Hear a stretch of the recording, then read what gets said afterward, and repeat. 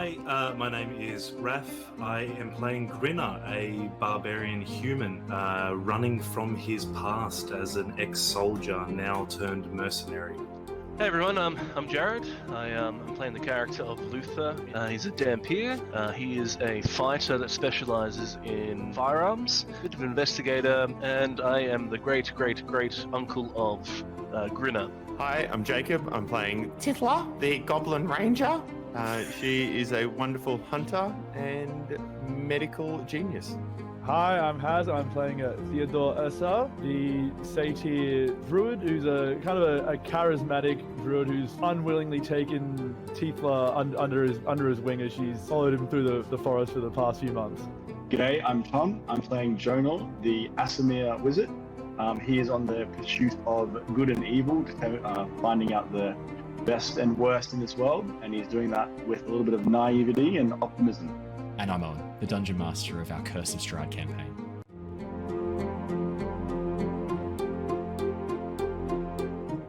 Hello. Welcome to the Lost Archives, everybody. It's lovely to have you here. I hope you've had an okay Monday, but a really lovely weekend.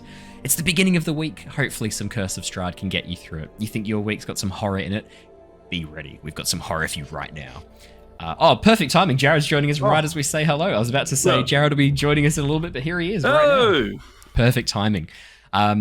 Everyone's here tonight. We've got the whole gang. At the moment, if you're watching live or on YouTube, you'll see that Raph's camera is off. It's just because he's smashing some dinner. He'll be on in a second. Nom. There's technical difficulties. We all agreed on this earlier. He's having some technical difficulties with his camera. There's too much chicken in his face. So once he gets through that, we'll be ready to turn his camera back on. How's the mashed potato? It looks good.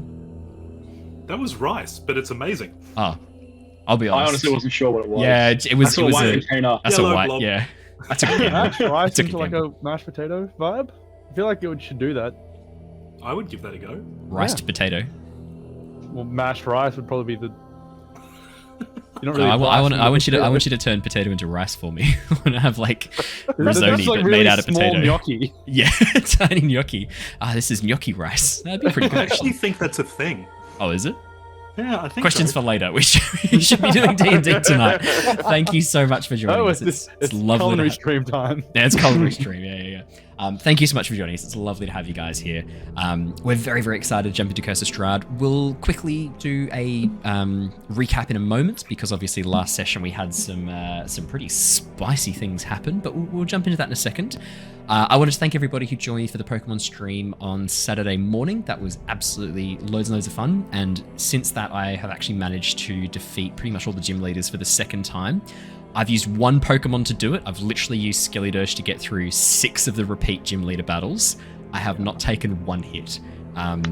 It's just insane how overpowered Skeledirge is for the gym leaders. Like All the starters are. Fire Ghost. Oh, but Fire Ghost gives you the Ghost Gym, the Psychic Gym, the Grass Gym, the Bug Gym, True. the Ice Gym. Like, it's just everything, and you just power through with no issues at all. So, But he is super uggo, so pros and cons. Yeah, he's no sexy cat thing, is it? No.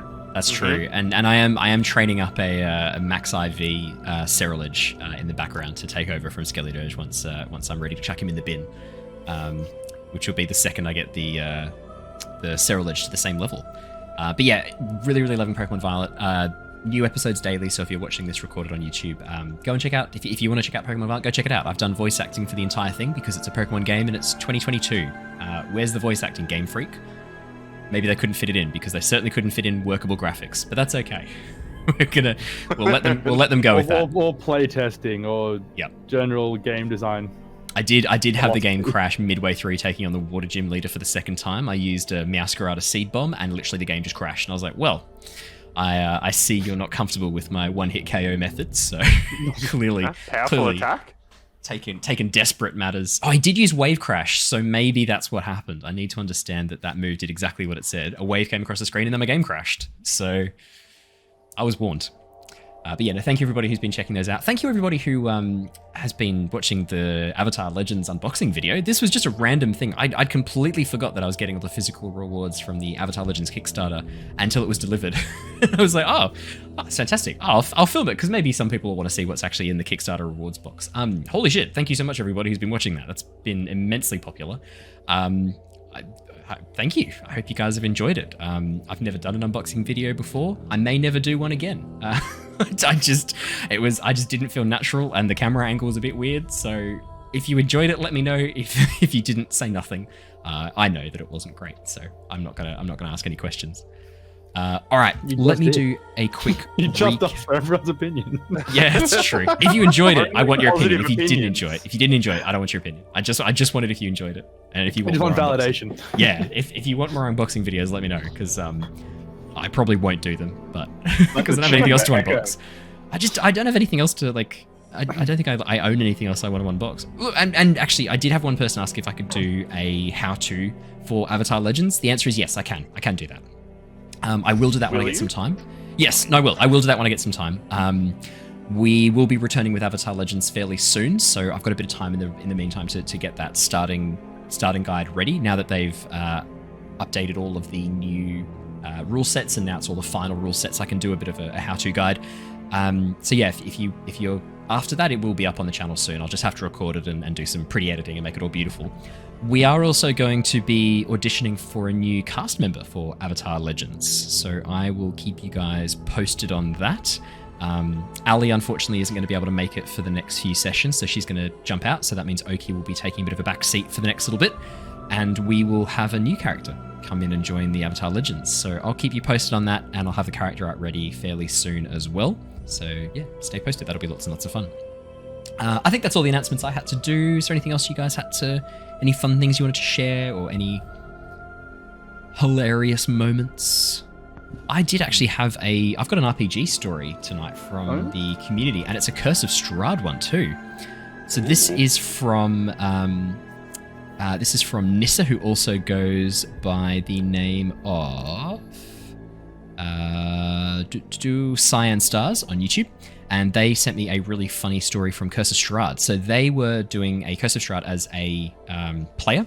The session that they only had this Sunday, the DM, just as a bit of a throwaway thing, just chucked in a bit about a group of pixies coming across the party. The party angered them, and they turned their...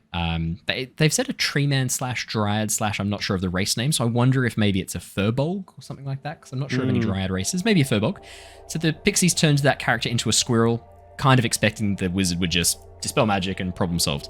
The players did not do that. They ran with the pixies for about 2.5 hours with the squirrel as well, causing shenanigans all over, which ended up with a crazy old Witcher member of the party riding his horse naked, shouting and waving his crossbow around.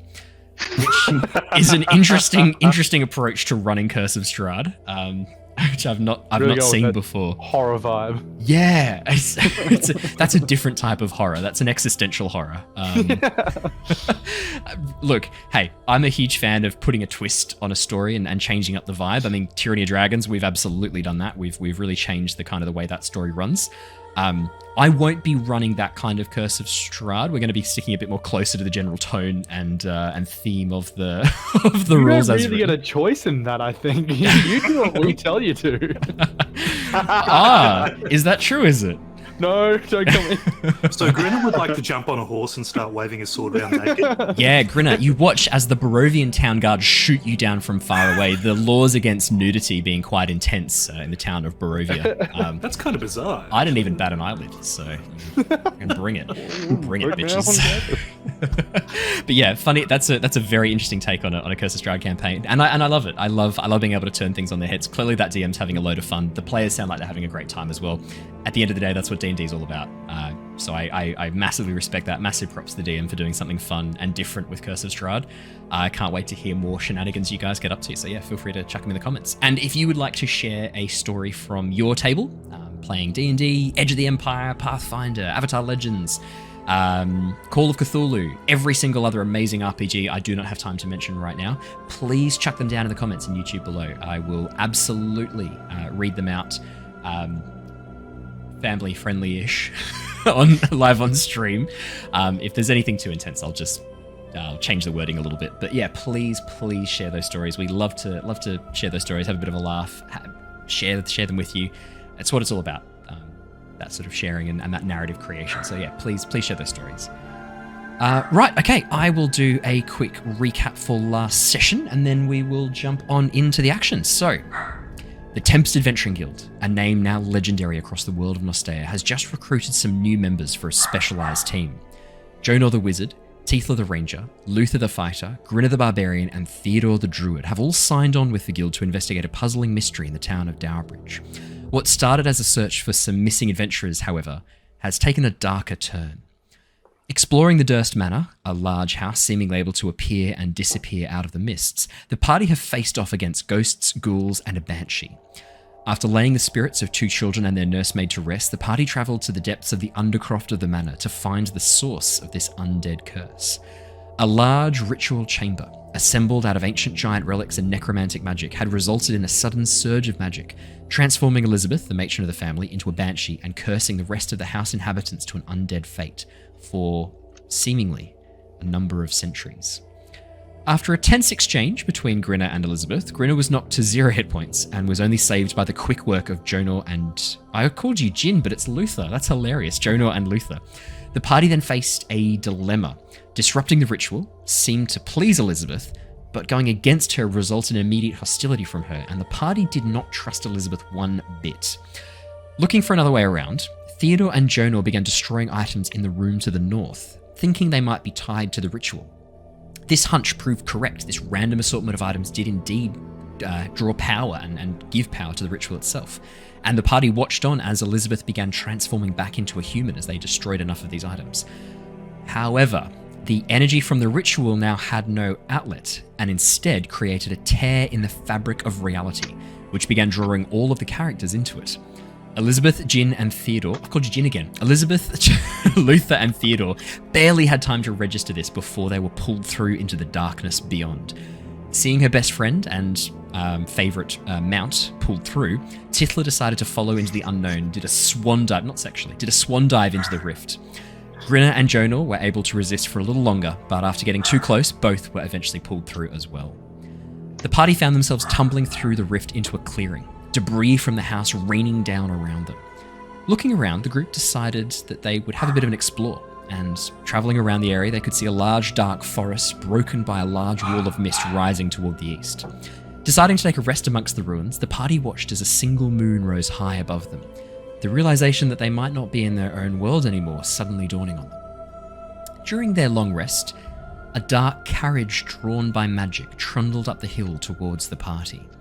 A dusk elf, introducing himself as Rahadin, stepped out and seemed very interested in learning as much about the party as possible. Trust about as low as it could be at this point, the party remained quite tight-lipped and were even able to resist a suggestion spell demanding to know where they had come from.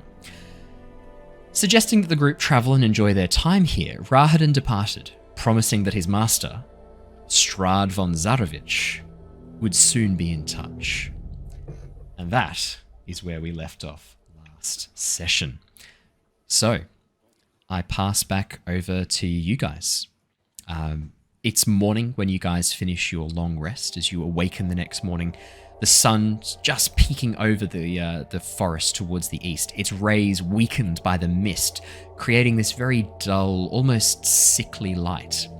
Not enough that it feels like daybreak, more it feels like the sun is struggling to shine and get through this mist and cloud cover. The cold morning air has created condensation over the grasslands around you and the buildings as well. Your sleeping bags or blankets that you've been lying in are actually quite damp and cold as well.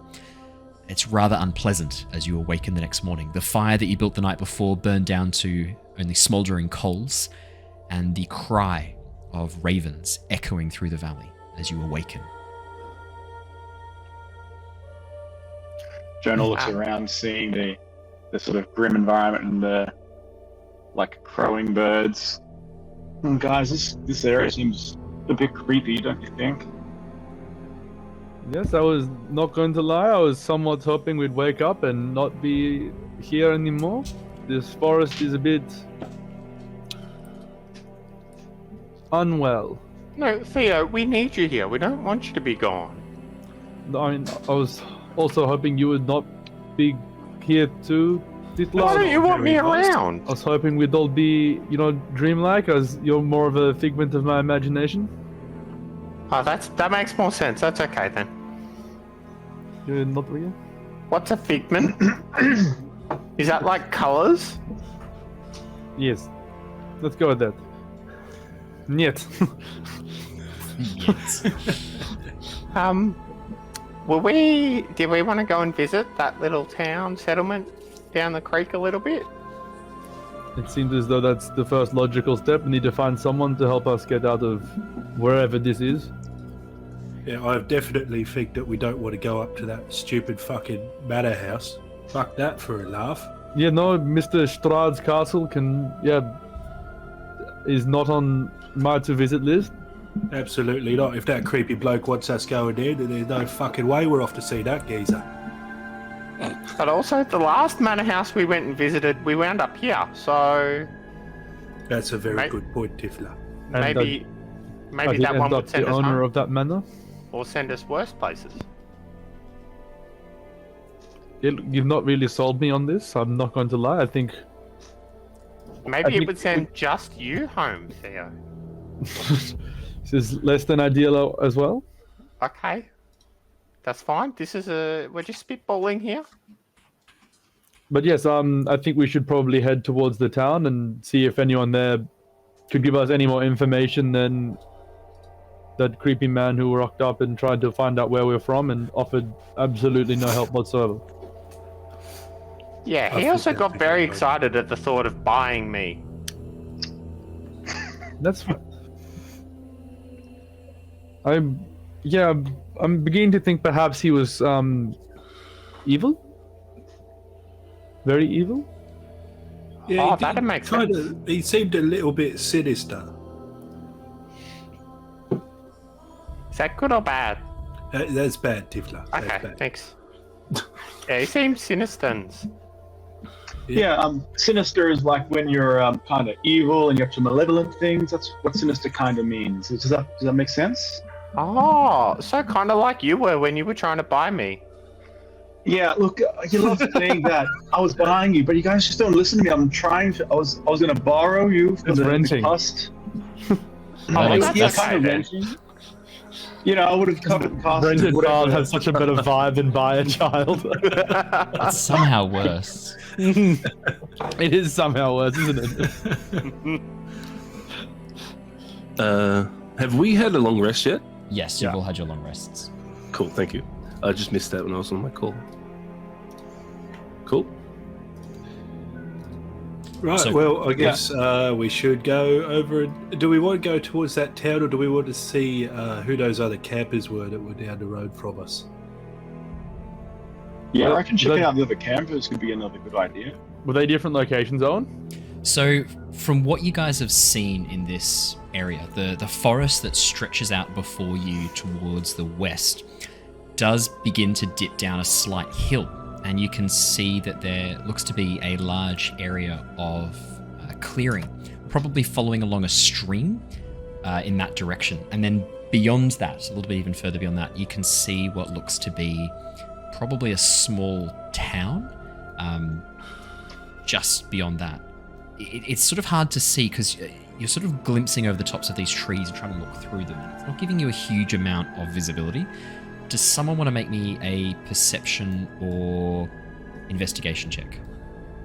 I can if they're foresty related.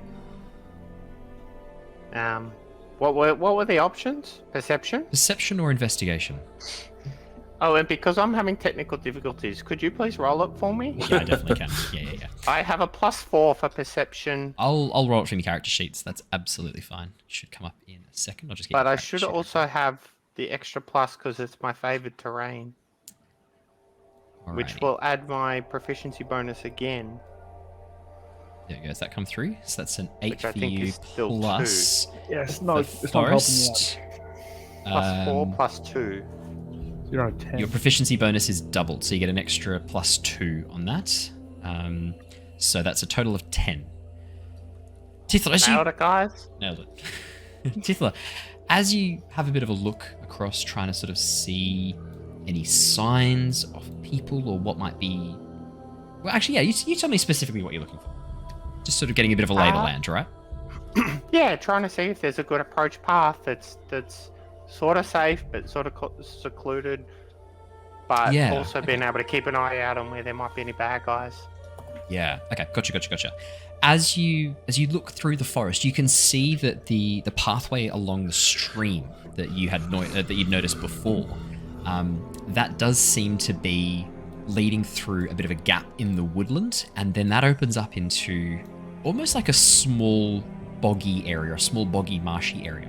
Just beyond that is a very small town, nestled in amongst the trees and woodland area. And as you look further along the valley, rising up, large mound of earth, almost like a plateau rising just beyond the town, is this enormous manor house. Large black spires reaching towards the cloudy sky. And Tithla, as you look, you get the sense you've seen this image somewhere before. You can't quite put your finger on it off immediately, but you get the sense you think you might have seen this before somewhere. Hey, so the path up is probably down the creek. I think that might be the best way for us to head up. But does that look familiar to any of you? And she'll just point over and indicate to that. Yeah. Who spent the most time studying the painting? Luther. Luther did. Yeah. I'd say Luther is the I one did. then. You recognize this castle. It's identical to the castle that you saw in the painting in the Durst Manor. The one with the blonde guy and the dark guy that swapped? Yeah. Don't see any figures, do we, Owen? Not from this distance, no. Yeah. Don't mean to alarm anyone or such, but I've seen that thing before. That manor right there. You have seen this before. Yeah, so When were When you we were last in- here? No, I've never been here before, but like when we're in that spooky manor and such, I saw that thing in the paintings. Or at least in a couple of them. What, the big ones that were on each floor? Actually, I don't remember exactly what painting it was to pinpoint. It was but- the one in the dining room. Dining room, remembered. Yeah. Nice. Yeah, look, it was you know that dining room where we had all our names and everything? Yeah. I found it in there. I saw it, that exact thing, the same, everything about it is exactly the same it was in that painting. Is Right. that where old mate Creepy Elf directed us to go to Strahd's house?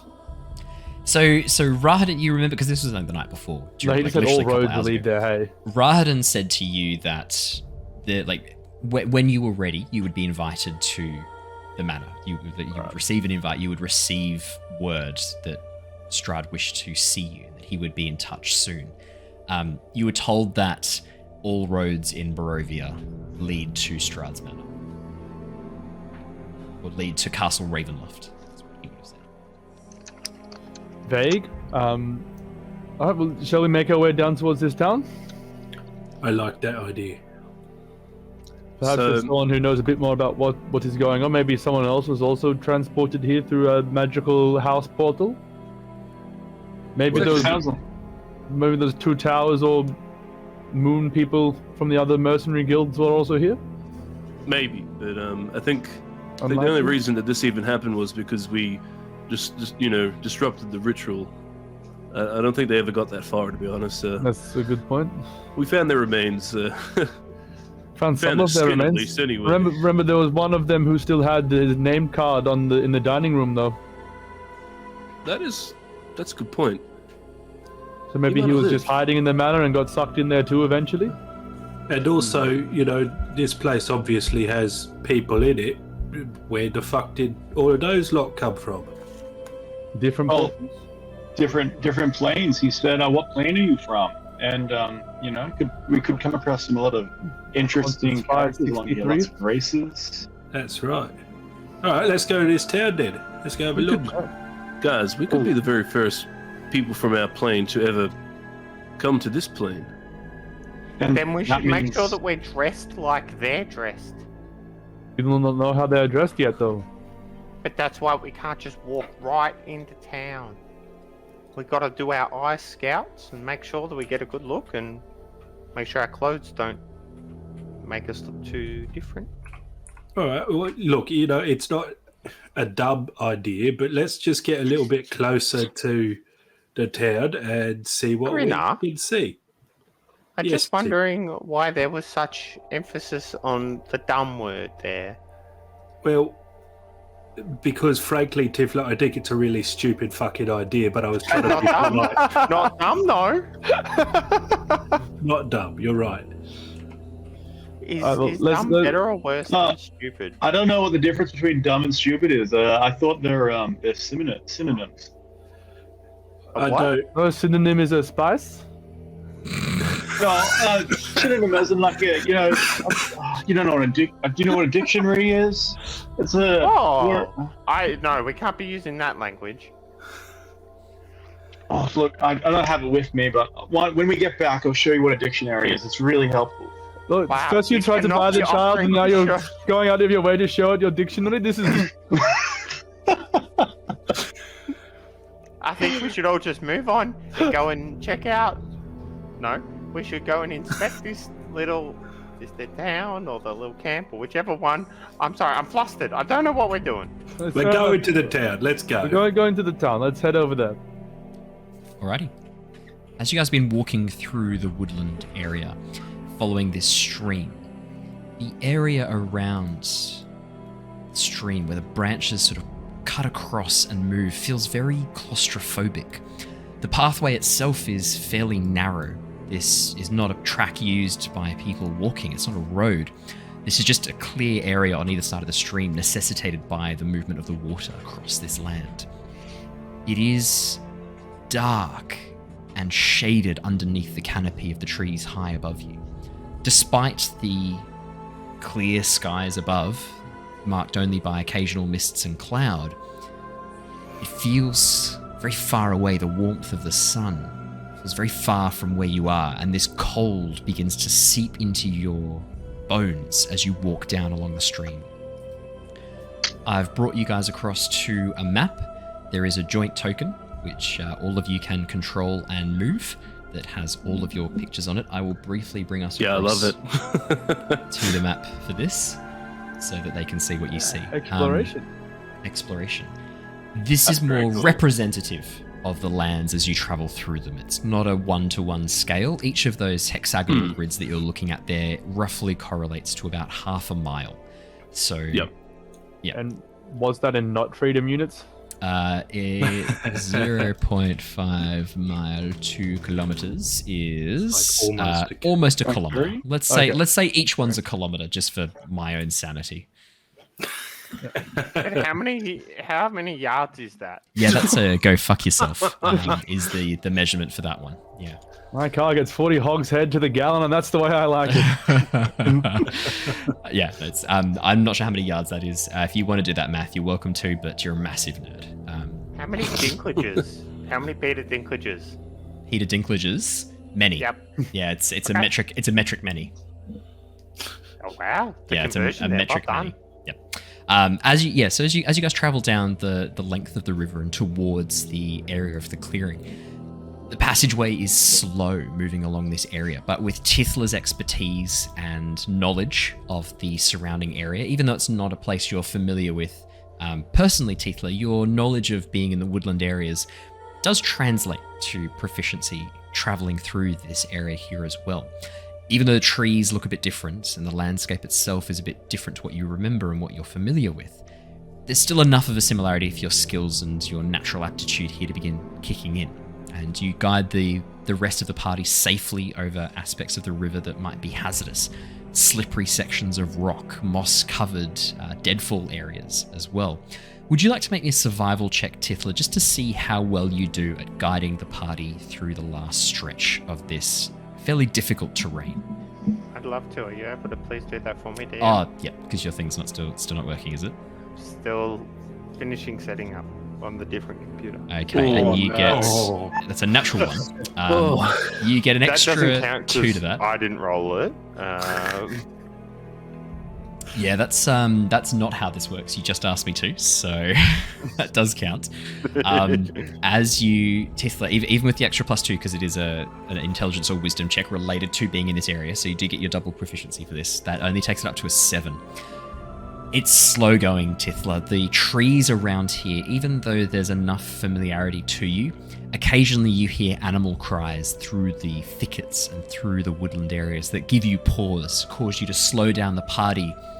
Probably an overabundance of caution, but you're a small goblin girl in a very unfamiliar world. Your not fear levels, but your anxiety levels and caution. You're feeling very cautious and very danger conscious as you travel through this area. So the going is quite slow. To travel this distance of roughly 1, 2, 3, 4, 5 kilometers, it takes you a couple of hours traversing through the woodland area, pushing your way through. And as you emerge out into the clearing beyond, you can see the river continues to run generally on a southwesterly direction. And far across, another couple of kilometers away, a little bit raised up from where you are now on a slight incline, is the village that you saw before. Low-roofed houses surrounded by very sparsely cared-for farmland.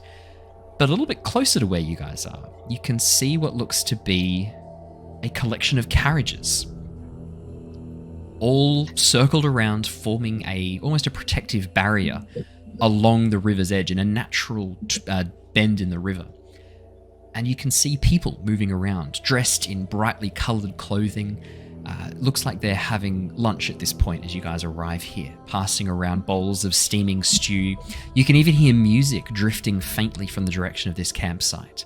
The wagons marked with various patterns and shapes and stylized images of birds, trees, and beasts.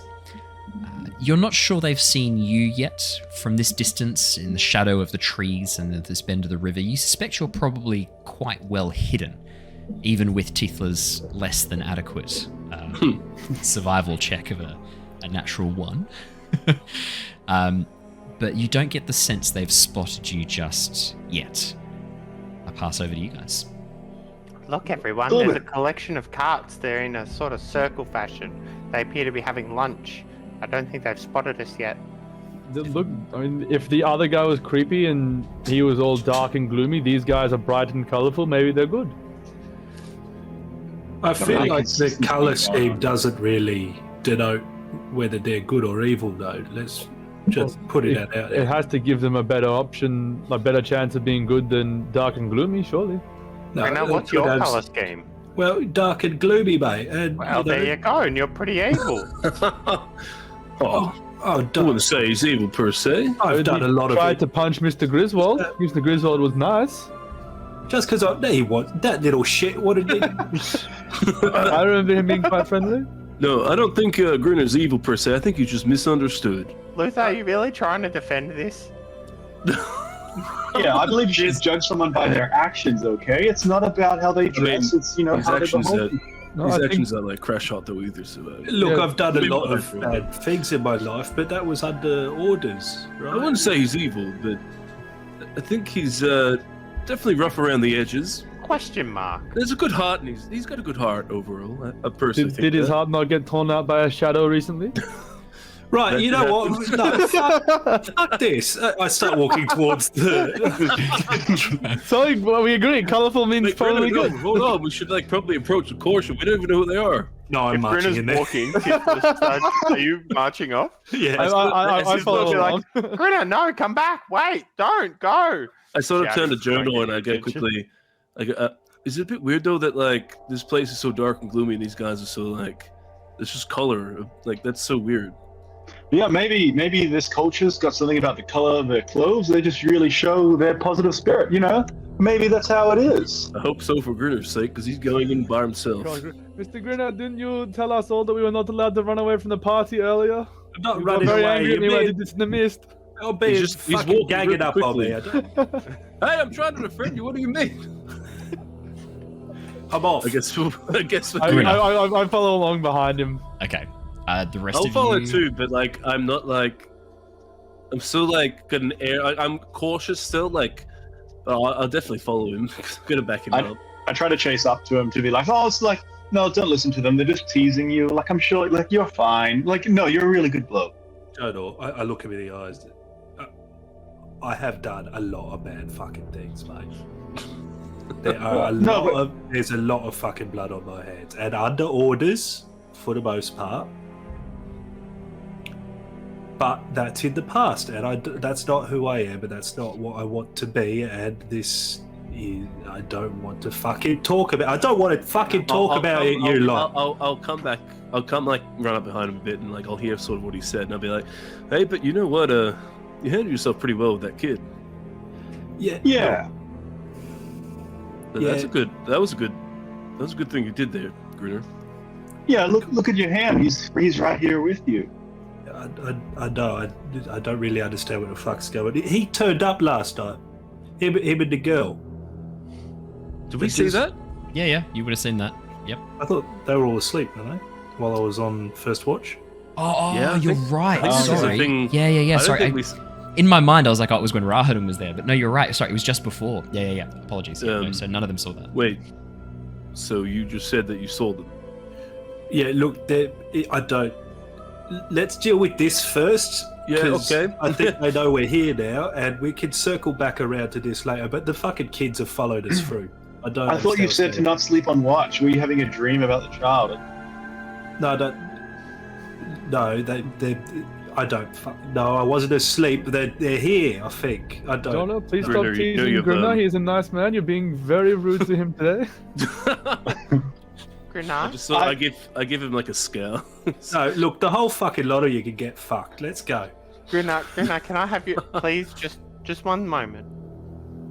I know we were talking about the colours not really working, and she'll lean down and she's got a bright yellow top on, and she'll cut a piece of the bottom off and pull a nice strip and lean up to you and say, here, you're good on the inside. And she'll tie it around, if you'll let her, the hilt of your... Oh, you don't really have weapons. She'll tie it onto your belt. Give him a bandana or something.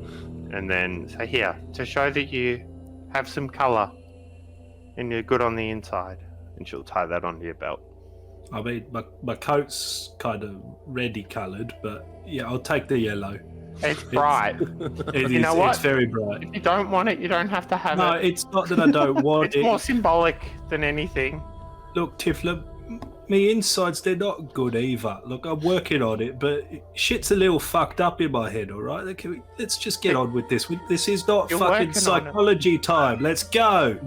But Grinner, Have the bright-coloured people looked our way yet? Oh yeah, like they've heard you coming across the field as you've had this conversation. It's just a group of 5 really weird individuals fussing amongst each other.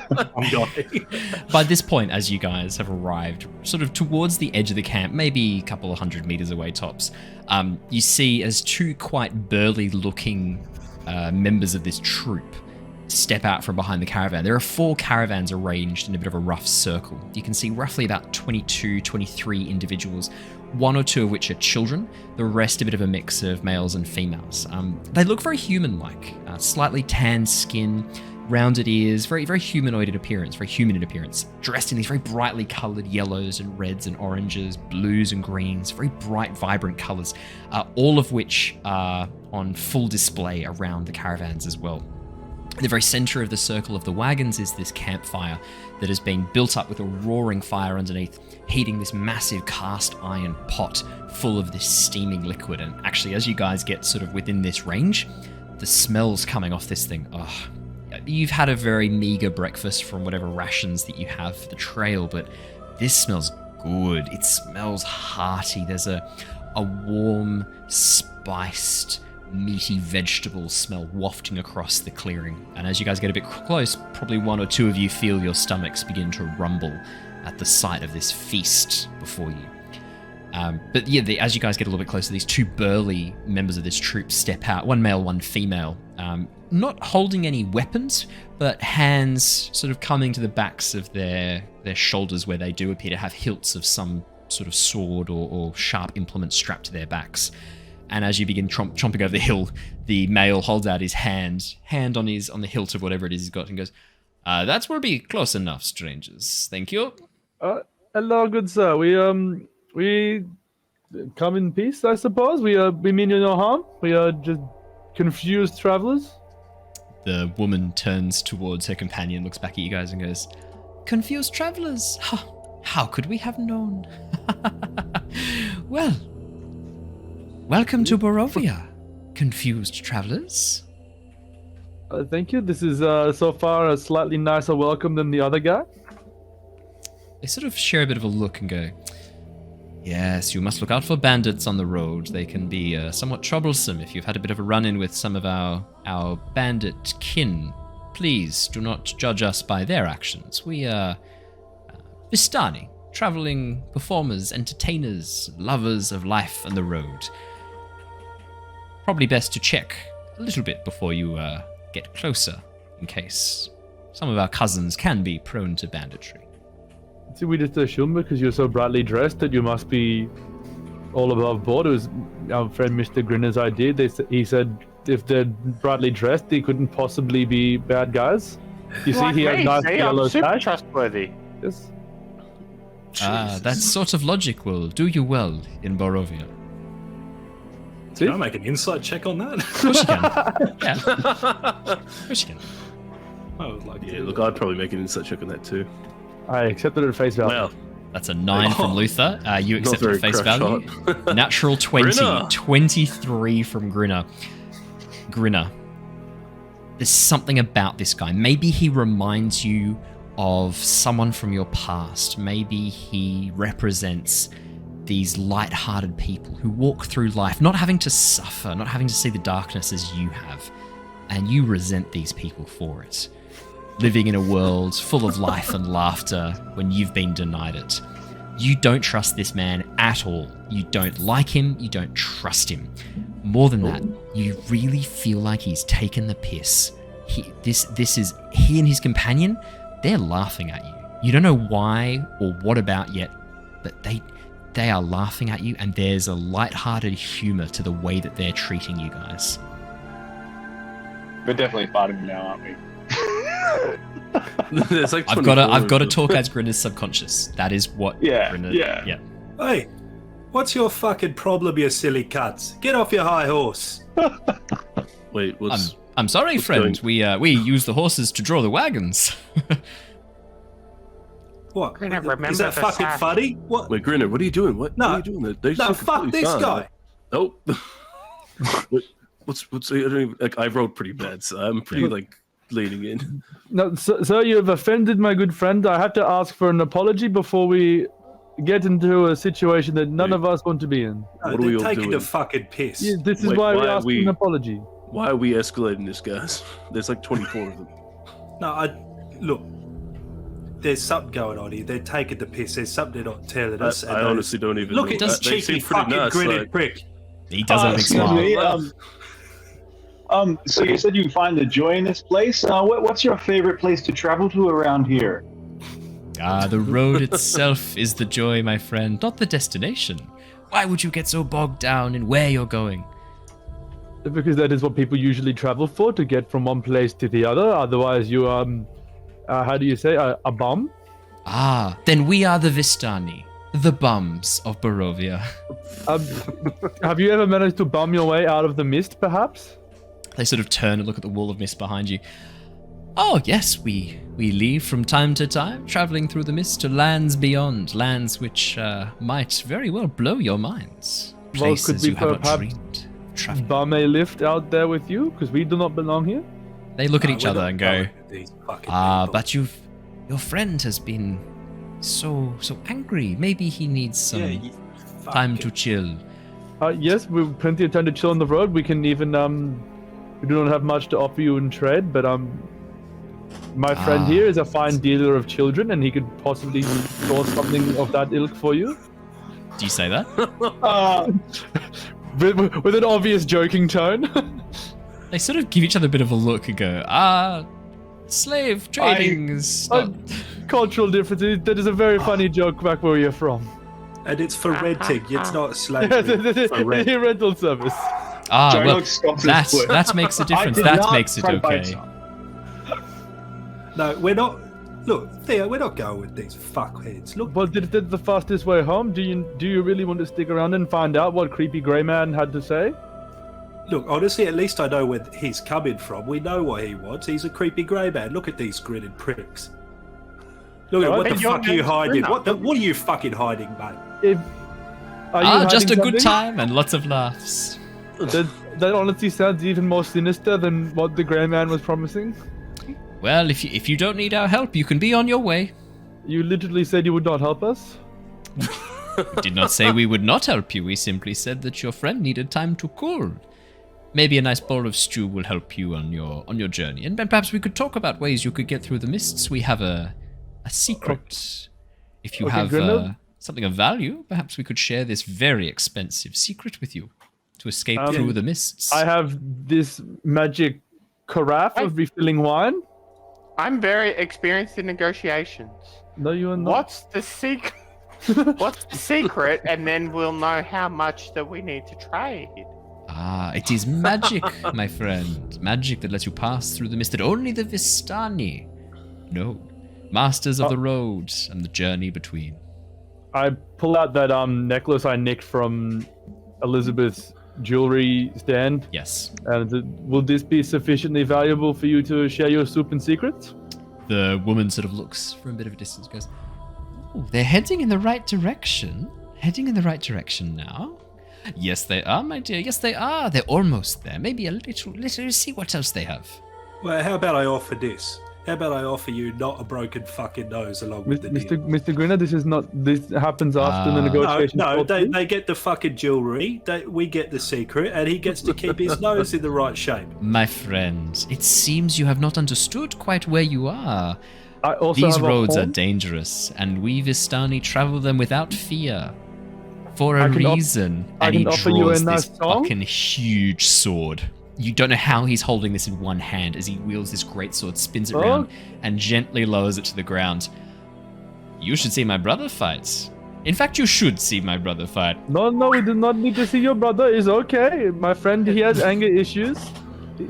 But okay, I offer you the necklace, and I can play you a song on my horns. I'm a horn player. I'll also flash accept maybe. Monty tunes. I'll also flash a flask of alchemist fire and add it into the loot. Ooh, you do have some interesting things. Things that you have brought from your homelands here, no doubt.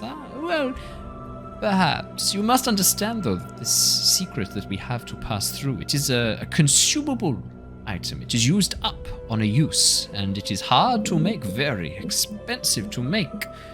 It's not going to be cheap to get all 5 of you back through the mists. That's okay. We can. How many can you send right now? Ooh, depends on how much you can pay. I have many songs I could play for you. You seem to like songs. You like songs? Songs are very. If you have a song the Vistani do not know, sir, I would be very surprised. Okay, how about this? I challenge you to a horn battle. If I'm better than you at horns, then we go free. If you are better, then we pay with shiny trinkets. You are already free.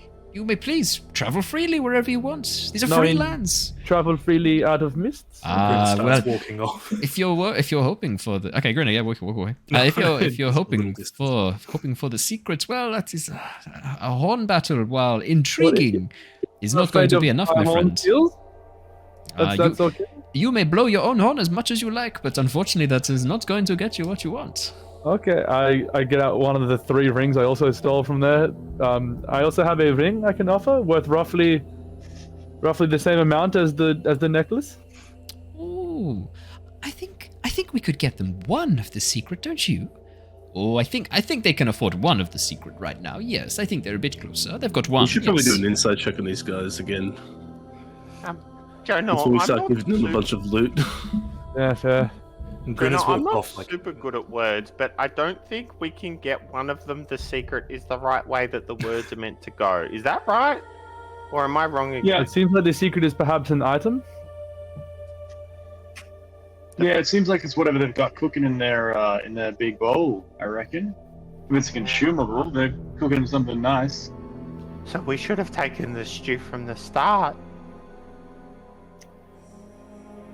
Oh, Yeah, can I see if I can Fail. inside these guys to see if they're just trying to screw us out of loot here? Yeah. You can make an insight check. I'll give him Just walked advantage. off maybe like me and him are 50. like. Beans. Okay. I did say Theodore, I could give that's a the help 6. action, but I don't know. You can, you can I'll let you. You said you can do the help, so Theodore, you can re-roll that Yep. insight. Woo! My man. Oh yeah, one better. Woohoo! Damn it. 7. I mean, these guys seem like they know something. There's clearly something, right? Like they wouldn't be going on about it if there wasn't something. You feel pretty confident that they have a way of passing through the mist. Just don't know what it is or how to get it. Okay, well we do not have this is all we have. So if this is only enough to get one, then we need to get more money. Wait, what if they send one of us back, and then we can tell the group that sent us, and then they can come with more money to pay to send the rest home? But we do not know how to get back to here, Tithla. But they're pretty smart. They could probably work it out. And what the thing is that we're the rescue crew. So if we're trying to get other people to come save us, it's just another crew. So there is no support. We are the support. But they would then know what they're walking into. So maybe they're not going to be people who have never, adventured before. It's not a bad plan. But Vistani, you say your name is? We are the Vistani. It is the name of our people. Well, Mr. Vistani, perhaps we could offer a trade. We have no money to pay you, but perhaps if you have a service we could provide, we are known for doing services in a not sus way. We could service you. Well, I'm not sure there is much we need right now. Perhaps you could travel to the nearby village of Barovia, see if they could give you some money. I hear they've been having some troubles recently. Oh yes, they've been having some terrible problems. Yes, see? Perhaps we will be here for a few more days. You may be welcome to come and buy the secret then. Okay, well, roughly how much do we need for 5 times secret? Ooh, depends on how much we are able to gather. If you could bring roughly 100 gold per person, that should cover it nicely. Okay, there's not quite a lot. It's pretty expensive. Oh, yes. Yes, it is. Freedom does not come cheap, my friend. But I thought we were already free. You're free to explore Barovia as you wish, but the land's beyond. That's going to be tricky. Did you not say the town was called Barovia and the land is called Barovia? The is that land not is needlessly Barovia confusing? Well, the town came first, the land later. And they give a wink. I'm confused by the wink. Are you hitting on me, sir? No, I am. You explain the wink. I'm indicating a joke. Obviously, the land was called Barovia first. Otherwise, where would the name for the village have come from? Obviously. My bad, obviously. Yeah. Super clear to everyone, even me. Yeah, reminds me of our weekend plans for a trip to the town of Australia. Yeah. Well, Jonor whispers. hang on. The state of New South Wales when the country was also called New South Wales. Just saying. Fair. All right, you got me there. Sounds like a far off land. Yep. Jonor whispers to the people, so like clearly out of earshot of the other two. Guys, by the way, I'm pretty good at identifying things along my investigations. I've been able to identify objects I've come across. I think if I get enough time with something, I might be able to learn a little bit more about it. If we can only afford one, give it to me. I'll have a bit of an inspection and learn about it. Is always an option. It's just going to be a vial of fucking horse piss, you hear from over in the distance. Grinner's just sat on the ground, just chain smoking angrily. Don't forget to pick those up. Not the fucking time.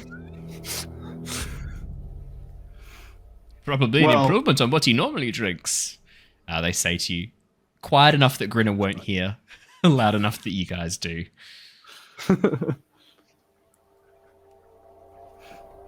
Well, So- we can learn a little bit more about these guys if Grinner is to settle down, or we get on straight to the town. Yeah, let's continue in the town. I honestly am a bit off these guys. Oh, wait, before you go, maybe one of you wants to buy the secret. No, either one of us buys the secret or none of us buys the secret. Oh, well, then we will see you in a few days. Good luck. Oh, well, how much for a group deal? Oh, a group deal. Yeah. Oh, we have done 5 secrets? group deals before. I think we could drop 5 it. secrets, 30 gold. 30 gold for all. Wow, we could, yeah. 32 gold. We're negotiating. That's a very, very insulting drop in the price, considering we said it was 100 gold per secret. Well, this is a negotiation. No, Now I you think counter-offer what you are doing is how you say taking the piss. No, that was you with Grinner, remember? I'm having an earnest conversation. His name is Grinner. Thank Why you he for not the laugh? word, He should be Jonor. laughing. His name is Grinner. Do other Hear the teeth grinding audibly. do the other Vistani seem to be interested? Oh, Jonor. Like other children? Oh yeah, the whole group are watching. You hadn't quite realized this, but the rest of them are watching this exchange. Excuse me, through the gap in the caravans. Some of them are sort of laughing a little bit. There's a few pointing at Grinner up on the hill. There's a kid imitating him, like sitting down and sulking, and his friends are like poking him. And yeah. You guys are providing a lot of entertainment to these people. What if we come in and get to know you a little bit? Maybe we have some informal negotiations. Maybe we chop some good wood for you. I don't know. Or maybe you try to rob us, tiny goblin, hey? Maybe you try to rob us. We've shown you we've got some shinies. Oh, yeah, your shinies are very impressive, but Exactly. I think we have more. I think we have more to lose here. What if you were to take the secret from us? But then look. you would, just like you said, make another one. Oh, but what if you were to take it to a wizard? Maybe he could make more. Or can wizards do that easily? Oh, I don't know. Probably something you would very much like to know. One of you looks to be very scholarly. Is it Jonor tries to keep a straight face. Tithla will try and would like unfortunately, elbow Jonor and be like, keep a straight face. I'm trying. To earn the friendship of the Vistani and be allowed into our caravan circles, you're going to have to do a little bit more to prove yourself trustworthy. Many well, people in these how lands can can be you prove- dangerous. How can you prove trustworthy to us? It's a negotiation. Huh? Oh, you're right. We should prove ourselves trustworthy. We will not stab you and kill you on the spot like some of our bandit cousins might be inclined to do. And we won't stab you and kill you on the No, spot. no, you even don't understand. You would be killed if you tried to take. Look how many of us there are. He literally No, points but we're behind. We're not Some of those going are children. They seem very murderable. You watch as two of the children pull out tiny hand crossbows. Okay, maybe less murderable than previously envisioned. In Barovia, you learn to defend yourself or you die, my friends. How much do they get rented out for? As guards? Well, it's not very often that we have requests for hiring our children as guards. I will have to check and see if we have a price for you. I Probably just we wanna cannot see if spare they're them. worth more or less than me. How much are you worth? Well, that depends. Jonor? Oh, well, the services he provided for his parents, I was going to suggest five. Jonor, don't answer that. Oh, okay, he's right. He's marked. Yep. Okay, sorry. Yep. Yeah, no, don't. Just completely ignore that topic. Echoing through the rift in space and time, you hear, "It's a trap." No, Admiral Akbar. No, you don't hear that. Well, there is much left in the day. I hope you have a pleasant rest of your journey. So, is the offer of some stew for breakfast off the table? Oh, Don't want their fucking stew. You just Yeah, hear but I from like do. muttering over in the corner. Well, let's go collect our Grinner and then head on to the town. These gypsy folk, they do not seem very. Vistani, I think they call themselves. What? Vistani, What was your Gypsy, No, that was whatever his you name. wish. We prefer. I'm No, Tithla. Vistani are the people. We are the Vistani. I am Rel. Tithla. Brel? Rel. How many R's in that? 5? More than one, my friend. More than one. Look, I'm 3 kind R's, of 2 E's, and an L? getting very similar to Grinner in my opinion of these people pretty quickly. Bunch of fucking cunts.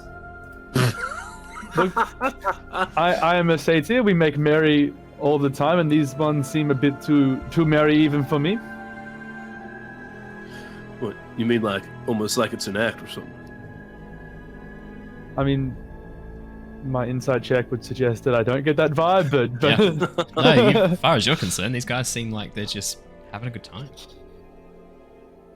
No, I think perhaps they're genuinely having a good time, but Even I think we all can sort of tell, even from our passive insights, that they're definitely like looking down on us. Like they're all laughing at us. Like, yeah, I think it's time there's we a move joke that you don't quite get yet, and you don't know if you guys are the butt of it.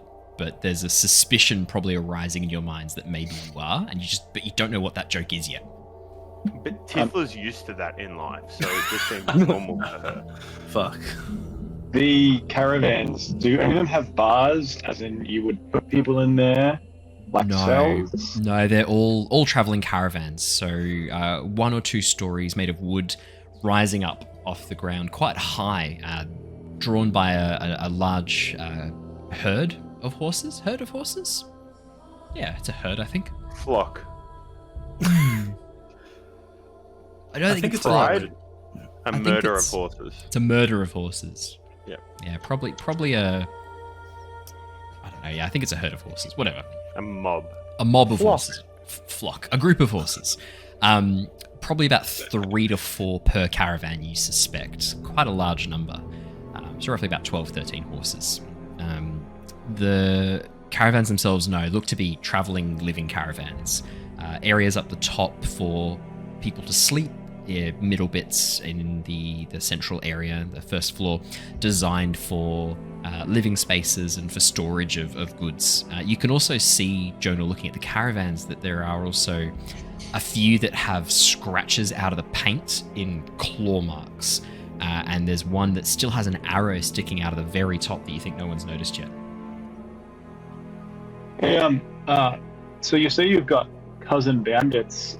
Did they smash up your car a little bit? Just looking at the marks on your car. They turn and look back and, no,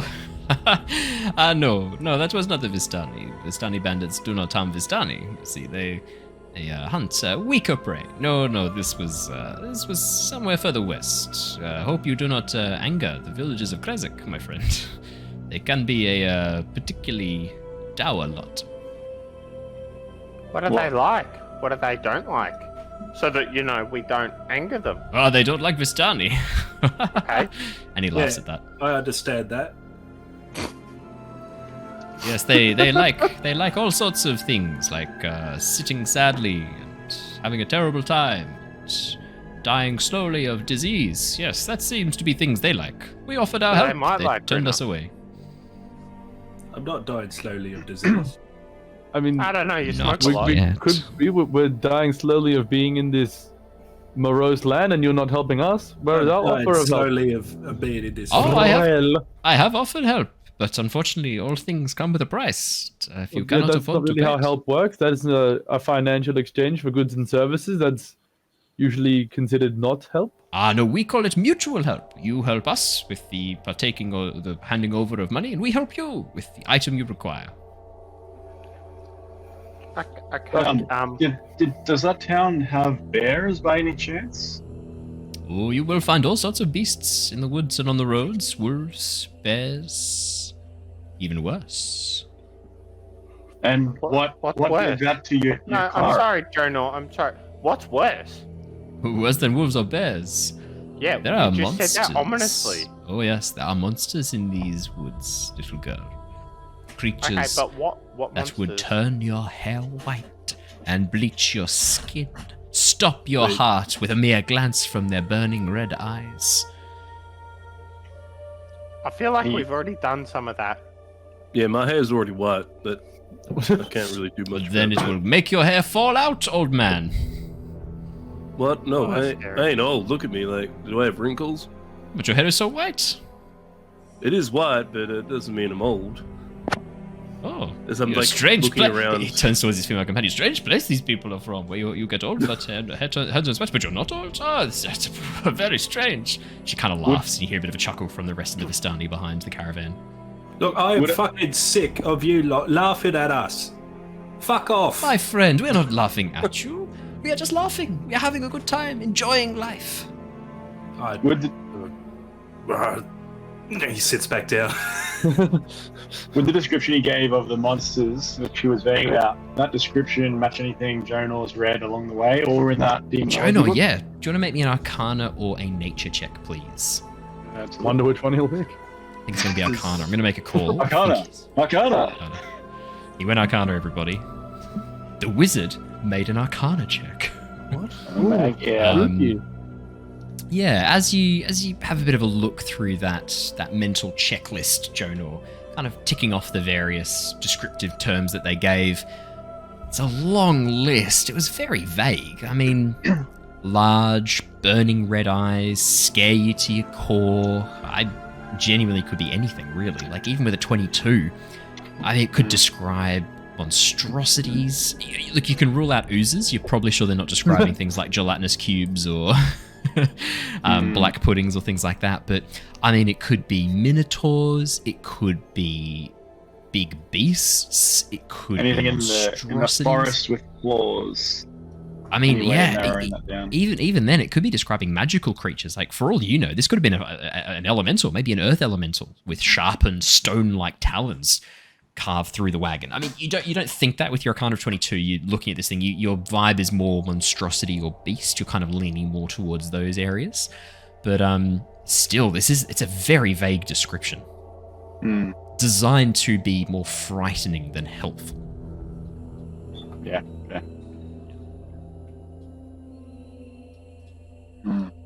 Well, if we were to come in, is there anything? What are you saying we would need to do? Oh, you would need to prove yourselves good friends of the Vistani. Maybe buy a few of the secrets to escape. Maybe there are other things you could do to help us as well. Maybe you could fetch something for us if you get a chance. I thought you said you had no work for us to do. Well, we have learned that maybe you are very special, proficient people who might be able to get the job done. When we first saw you, we did not want to make assumptions about your skill level, your abilities, but having spoken with you, maybe you could be of help. Maybe we were wrong to judge so harshly. Yes, we are roughly very wrong. 3/20ths of a perfect adventurer. Oh, 320. These could be the perfect people that we need. Ah, very yes. Oh. And what would you need us to do? There is an item we think you might be able to fetch for us from the town of Krezik. It is a little bit further to the west, but if you were to find yourselves in that direction, perhaps you could fetch something for us. Was that Dower town that said they did not like you? The Dower town that does not like fun, or Vistani, unfortunately. Is it because you tried to steal this item, perhaps? Steal? No. Liberate, perhaps? Liberate the item? Liberate, yes.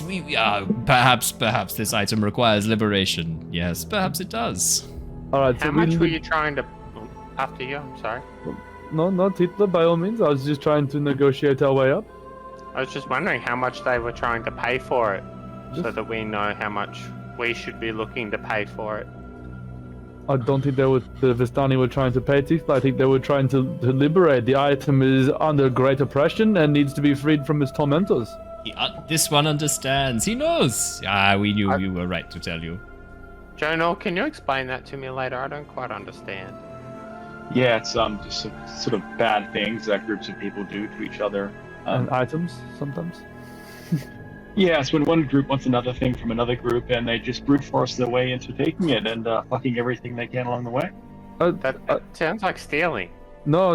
Is liberation is a good thing. Mr. Rel. So we bring you this item, and you say, "Get us the secret." What get more than one secret? Yeah, the secret for all of us, Jonor. That would certainly help. It would certainly help us, wouldn't it? Well, what is the item for, and who controls the item at the moment?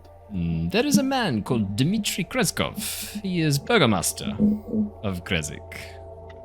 In his home, In his cottage, there is a chest that will be locked. It is about 20 centimeters tall. Oh, sorry. Oh, this pollen from there is making me sneeze. It's about 20 centimeters tall, maybe 40 centimeters wide, and it is made of a dark brown wood. You will not be able to open it, but if you could fetch it, well. And do you mind telling me what is in the chest? Yes. You mind it? Yes. Or you will tell us? Oh, yes. No. I do not think we need to tell you what is in the chest. We want to make sure it comes back to us. And How? Go on. if we do this, how many tickets out of here is that worth? Ooh, I assume at least 5. I think that's going to be worth at least 5. Yeah, I think we could do 5. What about if we find some more friends on the way? Well, why don't we say 7? Ooh, you may say 7, we say 5. Okay, we'll meet in the middle at 6.5. Yes, we will meet in the middle at 5. Very good. Would we be able to try out a secret beforehand? Because if we do all this work for you, and then the secret isn't quite what it is, what you're saying it is. Try before you buy. You know, It's not normally something we do. You could just take and disappear, and your friends would be left here to pay your debts without you. We do not know how well you work together. Perhaps you are all assholes. It'd be very good forward payment, and then very encouraging for everyone else to do the work. Oh, but what if you were to take the secret to a powerful wizard, maybe, and then make more of it, and then leave a poor Vistani with no hope of retrieving our property?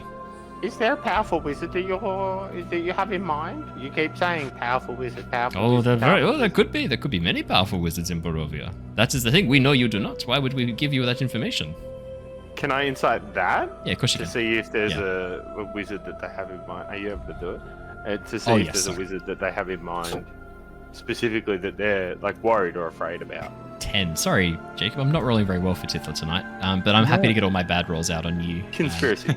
Save the good ones for myself. Oh, Tithla, you're not sure. Like the way they're saying it, they're just being so elusive and not really giving much of anything. Maybe.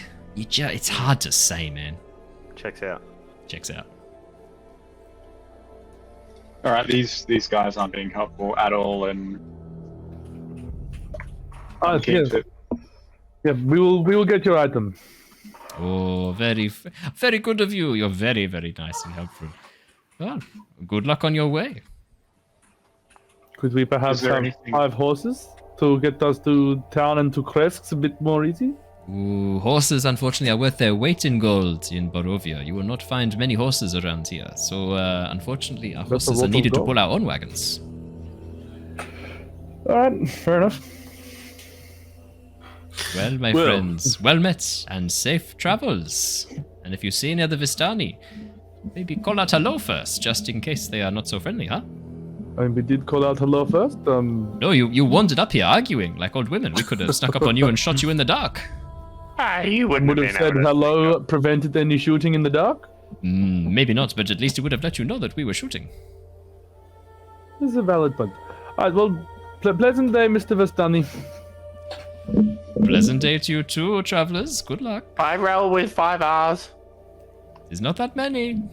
As you walk away. 4.5. A few seconds later, you hear the sound of raucous laughter coming from the caravan, from the circle of caravans, as you guys begin walking away. Yes, I do not like being the butt of the joke. I really do not like those fucking people.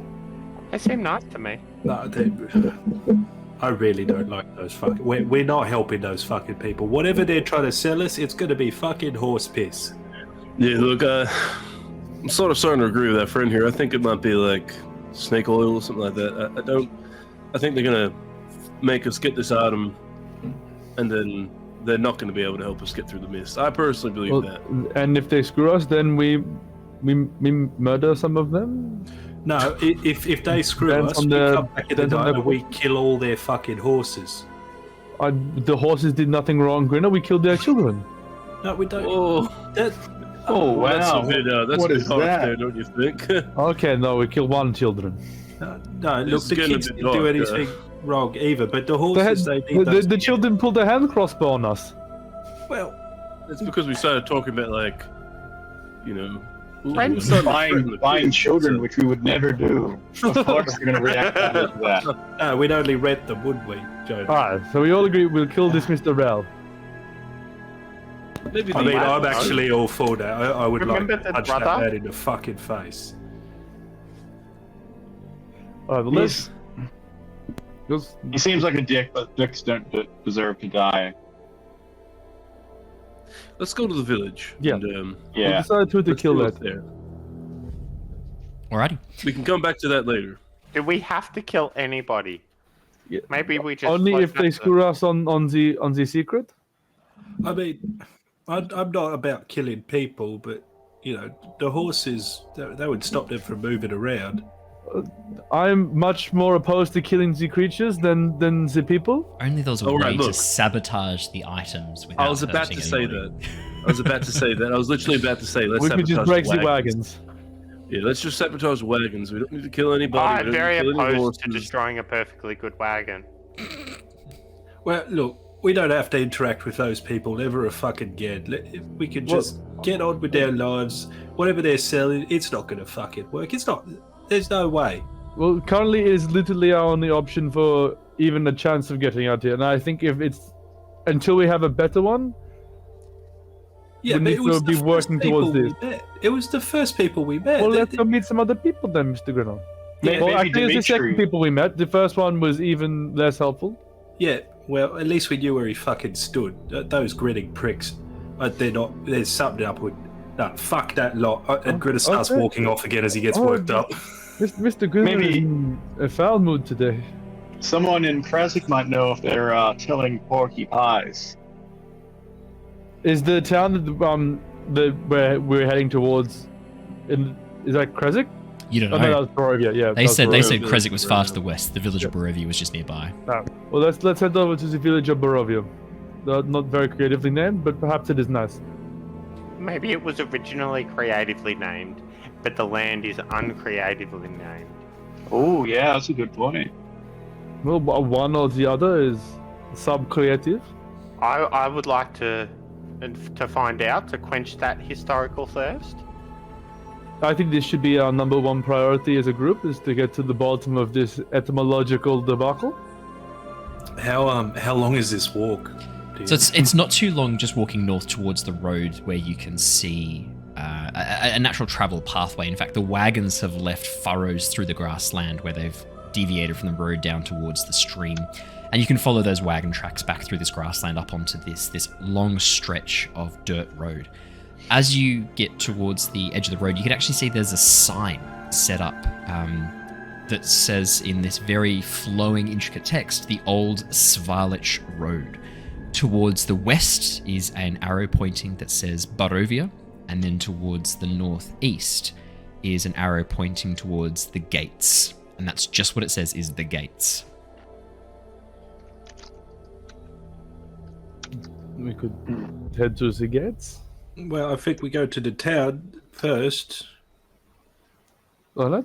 I mean, the gates. What is that? The gates out here, or is that the gates to the manor? I do not know. I don't know either. But Well, look, let's go to the town because at ask- least we alright, know yeah. there's people there. Alrighty, brilliant. As you begin to walk down along the road, it's much easier to walk along this section here. It's definitely not going to require any sort of skill checks or anything like that. As you travel down the length of the road, on either side, the grassland kind of begins to give way to areas of abandoned farmland. There's clear signs that this stretch was once looked after and once tended. You can see there are ruined farms and collapsed old cottages that have long been abandoned and have become overgrown and choked with weeds. In fact, you get a bit of a vibe of Dower Bridge. It feels very familiar walking through this area with the abandoned villages. And as you arrive at the very outskirts...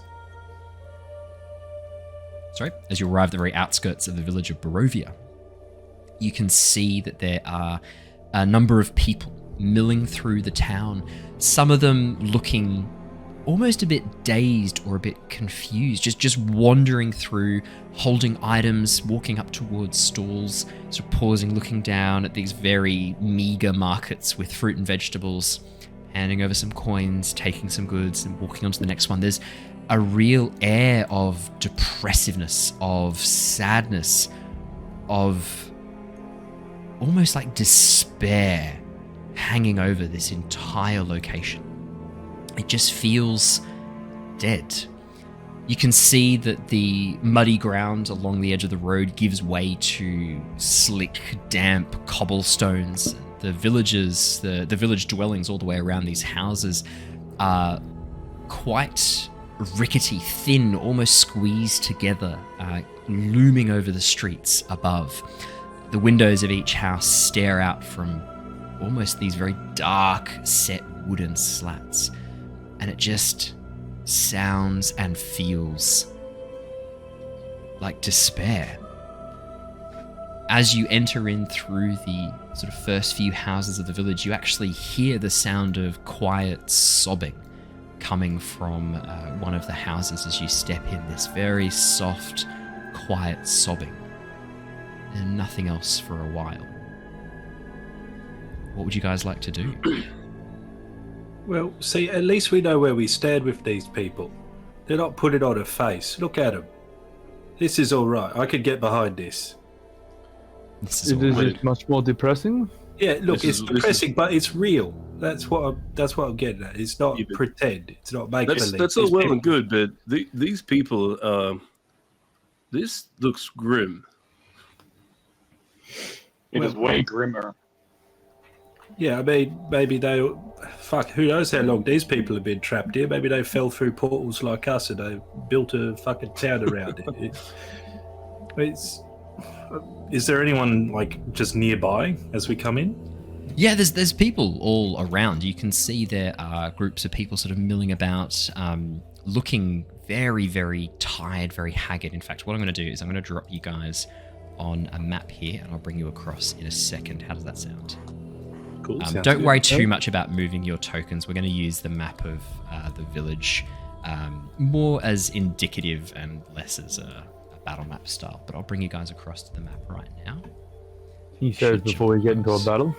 What was that, sorry? He said he says before we get into a battle. It's good to give you guys something visual to look at, and I'll switch across to the Yeah, it's very nice. the map as well. Hey, I can't see the whole thing, by the way. That's little okay. old That's lady. fine. That's fine with me. That's okay. You there, little old lady. Hello. As you step up towards this woman walking towards the north edge of this house, she's just about to go into her home, and as you sort of call her and stops, she turns around and faces you. Her eyes kind of half closed, looking almost like she's half asleep. Yes. Yeah, look, we just got here. We fell out of the fucking sky. Can we go home? How do we get home? She sort of like looks down the streets. Which house is yours? No, we're not from around here. We just got here, love. Look, are you fucking awake or what? Hello. Hello? Yeah, so what he means is that there's a magical portal that sent us from another location to another to here, and we're trying to figure out how to get back through that portal. How do you do that? Can I just gently poke her in the forehead? Stop. She pushes your hand away. Yeah, all right. Are you okay? Yes, I am fine. Did you not sleep much last night? No, not much sleep at night. Is that why? Hey, look, can you at least look at us when we're talking? She sort of looks up at you vaguely, and then her eyes slowly begin to drift back down again. I play my horn in her face. The really upbeat tune. She sort of like watches you play very confusedly. Can you make me a performance check, please? Make me a performance check. Let's see. Oh, I'm rolling so terrible. 14. That's not too bad. Yeah, you. It sounds exactly what you just did with your mouth. She sort of like watches you in a bit of confusion as you begin playing this jaunty tune. A few other members of the town begin to sort of like move over and look at you. You can see some seem to be much more awake, much more alert, but a few of them, maybe out of the, let's say, 8 who come over to see what's going on, out of the 8 who come over, maybe 3 of them, including this woman, just seem really out of it. One of the guys who sort of sees you playing comes over, straight up as you're in the middle of your tune, comes over and goes, "Oi, you're not Vistani, are you?" travelers. Where are you from? What are you doing here? We just felt. I was trying to explain what the fuck is wrong with this old lady. We just got here. She's half asleep. Leave her alone. She's got no soul. She can't. Leave her alone. Stop abusing her. She just has red hair, sir. That does not mean she has no soul. She's got grey-white hair. She did have red hair. Well, are you fucking idiots? Well, do you not know how things work around here? No, She's got no soul. Leave her alone. We were just saying we literally fell out of the sky about 6 hours ago. Oh, great. Get the fuck out of Barovia then. This town, not the place. You're trapped here forever. But get out of this town. You're just going to bring us trouble. Hang on. What the fuck you mean we're trapped here forever? No, we can get through the myth. The Vistani said. Why is it my job to educate you? Look, go. Like you're just going to cause us trouble. We found? Oh, okay. Well, we can cause you trouble, or you can help us, and then we might leave. If you're going to keep being a fuckhead, you're going to have some fucking trouble, mate.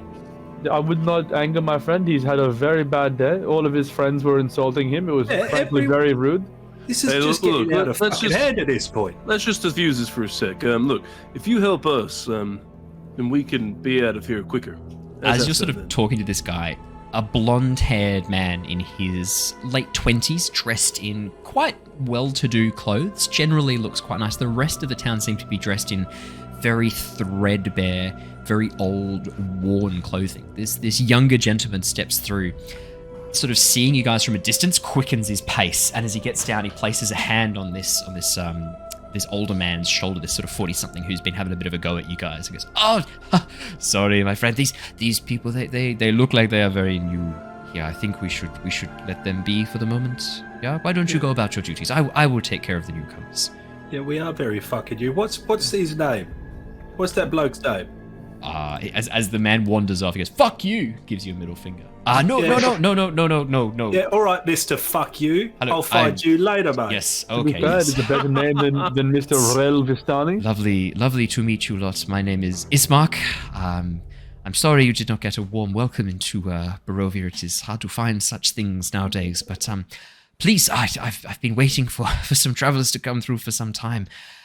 Please tell me your names. Who are you? Where have you come from? I was just very excited to see you all. Hello. My name's Tithla. Hold on there, Tithla. I don't. No, look, the last person that wanted our names and location, that was not a good idea. Oh yeah, no! okay, Please, you do not have to tell me. It is just polite custom. I am Aasimar of Barovia. Pleasure to meet you. I'm Tithla. It's a pleasure to meet you. To try and do a very awkward bow. Mr. Aasimar, my name is Theodore. Random question: do you know a mysterious dark elf that wanders around being kind of a dick to everyone? You watch as his face sort of goes a bit dark, his eyebrows furrow. I'm guessing that would be Rahadin. My, you've been busy. You've not been here very long, and you've already met with the Bloodsucker's butler. Well, the Bloodsucker? What? Our esteemed Strahd von Zarovich, King, Ruler, Baron, Count, Almighty of these lands. Almighty? And he sucks blood? Well, he's a vampire. It is what they tend to do. Do I know anything about vampires? Do you want to make me a nature or history check? I do. What are vampires? Everyone sort of hears Luther sort of start coughing a little bit. Vampires are terrible beasts. Anything even remotely related to them should be put to death. Yeah, I totally agree with that. Vampires are, horrible things. Unless you don't think so.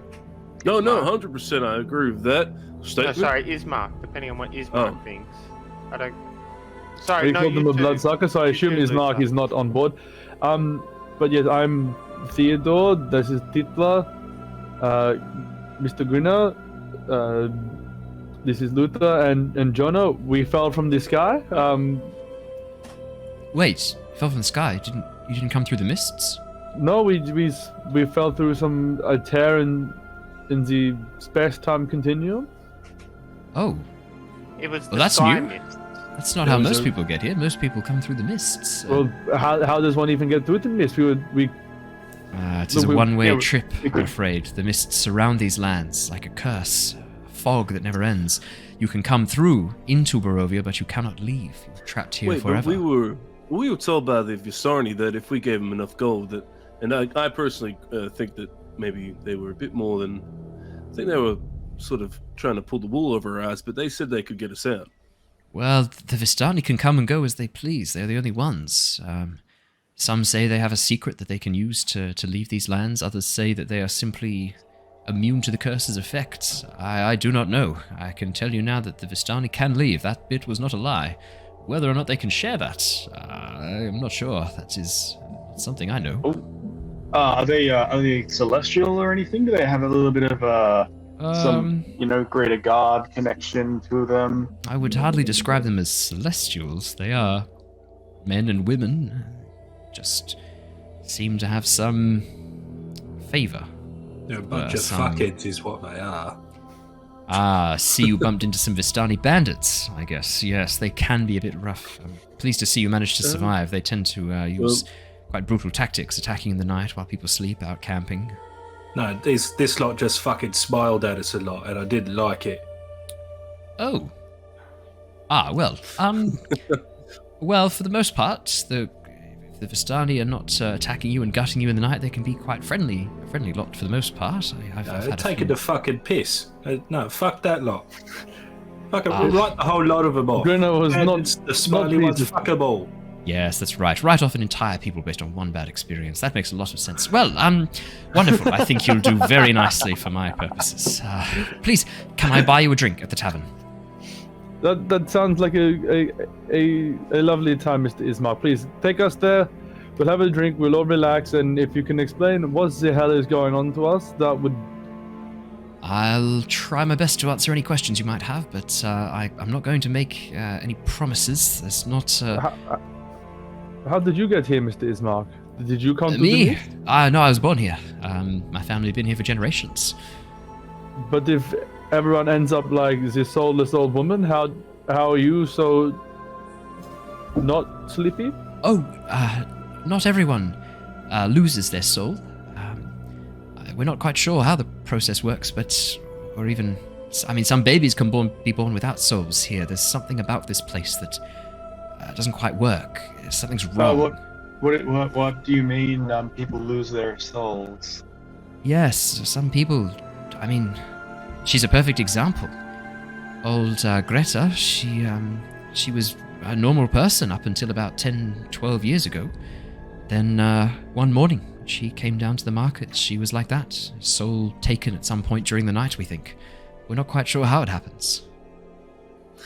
I personally wouldn't mind continuing this discussion over some drinks and some food. So I'm looking around nervously sort of at the tree line and all the sort of dark corners in this, like, these causeways. And but yeah, maybe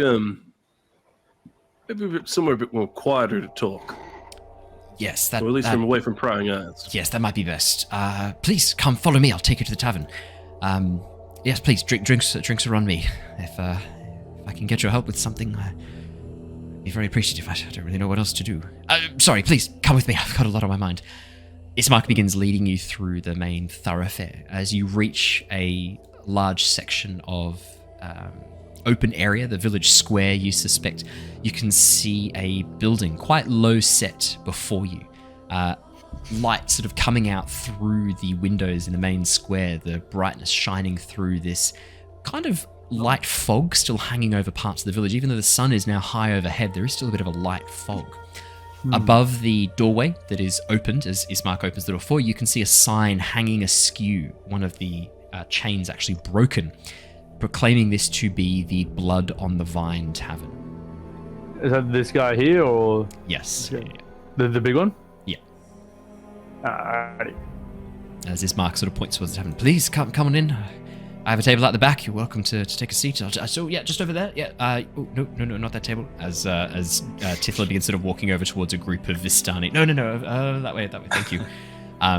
You see inside the tavern there are a couple of other. Tithla would sort of just be following his leader, being very patient and reserved. All right. So inside the tavern, you can see there are 3 Vistani, huddled over in the corner, talking to each other softly as they drink from these cups, hands clenched around them. Behind the bar is an older gentleman with a large scar down the left-hand side of his face, cleaning glasses slowly. Again, seems very out of it, just mindlessly cleaning the glasses. Looks very similar to the older woman that you saw in the street, Greta. The Vistani, on the other hand, looking over around, 2 women, 1 man, looking around, sort of seeing what's happening, keeping an eye on everybody that's moving through. As Ismark leads you guys inside, they look up and give him a bit of a smile. Ismark the Lesser. Don't call me that. Ismark's fine. We're just going to get a table and some drinks. Make sure you pay your tab, Ismark the Lesser. Please don't need to call me that. I will obviously pay for my drinks and the drinks of my companions. Please, I'd like to add them to my tab, if that's okay. As long as the drinks are paid for, we care not where the gold comes from. Ismark the Lesser, I get it. Thank you. As Ismark leads you guys through the tavern and sits you down. Do the Vistani own this tavern? Yeah, that was my question too. Yeah, that's Lenka, Mirabelle, and Sovia. They own the tavern, unfortunately. How did this happen? I thought they were roving bands that do not sit still. Most are. Some own taverns. And is shops. This the problem you needed help with? No. That's I have every intention of hitting these people. No, please don't. I drink here. There is one place where I can get alcohol in all of this town. Please do not do anything to get me thrown out of here. Well, no. If all 3 of them are dead, the tavern's still going to be here. I don't think you quite understand how things work. Normally, when people who are part of a larger group have something happen to them, those other people who are part of that larger group might come and seek revenge and kill other people and burn down the village, and attack us and kick me out of the one place where I can purchase alcohol. Well, this is a fair enough point. If they have Vistani friends, they do seem like a lonely, pathetic outcast Vistani. No, they're not lonely, pathetic outcast Vistani, unfortunately. Alright, Mr. Ismark, you've provided us with nice drinks. Well, sorry, I haven't ordered the drinks yet. What did you want, please? Just wine, beer? Just straight whiskey will do, please. Whiskey, yes. Just I some milk, warn you, please. it's fiery stuff. It is brewed here by the Vistani. It's brewed by that lot. No, something else. Well, in that case, there's not a lot you're going to want. I guess we could try and get some wine from the Wizards of Wine, but otherwise everything else is going to be made by them. Sorry to say. For fuck's sake. All right, no, I don't drink wine. I'll go for the whiskey. Fiery's all right. Wizard of the Wine. I think I might go for one of those ones. Yes, of course. No, I'm happy to. Why don't I purchase a bottle of the wine? We can share that, and our friends here can have some whiskey and nurse that. And yeah, the bottle. No, I can't afford that. Well, all right, I'll chip in. Can you afford a bottle of whiskey? I don't fucking know. How much is a bottle of whiskey round here? He looks up at the bartender. Arik, how much for a bottle of the whiskey? I sort of looks up. 4 gold. There you go. Not much I can do about that, sorry. Yeah, all right. No, that's... Yep, as much as I don't want to pay these people, because fuck that lot, I'm going to... I'd put down 4 gold. The bartender, the pudgy, scarred human, walks over, sweeps the gold off the table into a pouch, slams down this bottle. There's no label or anything. It is just a bottle of this amber liquid. There's still some sediment at the bottom, Grinner. You get the sense that this has not been properly decanted. It's not even... That's not worth 4 gold. This is fucking... You know what? I think I'm going to have a word with those people. Mr. Grinner, please do sit down. Not right away. I want to hear out what... Ismark looks at you and goes, I don't think you understand how short supply things are in Barovia. This might be the only bottle of whiskey in the whole town. We're not going to have any more until they brew more. This is what I've been trying to tell you. Wherever you're from, wherever you've come from, you don't need to tell me, but you need to understand that you're not there anymore. Things are different here. This entire valley is completely surrounded by mists. The sun does not shine brightly. It is hard to grow food. It is hard to find food. We struggle to survive on a daily basis, all in the shadow of that ungodly castle. This place is a trap that none of us can ever escape. Somebody has to have made the trap, though, right? You don't just fall into a fucking plane. I can tell you now, it's been like this for as many generations back as my family's been here. Hundreds of generations have lived and died in this place, completely isolated. The only new blood we get is that which comes in through the mists from the outside. The rest of us were born here and have lived here. Who was ruling this place before Bitey McFuckface? Strahd von Zarevich is the only ruler Barovia has ever known, as far as I know. You said that it's been generations, though, right? Yeah. He is very old and very powerful. He's been around for such a long time. You have to understand, it's like, he's immortal. He's like a god here.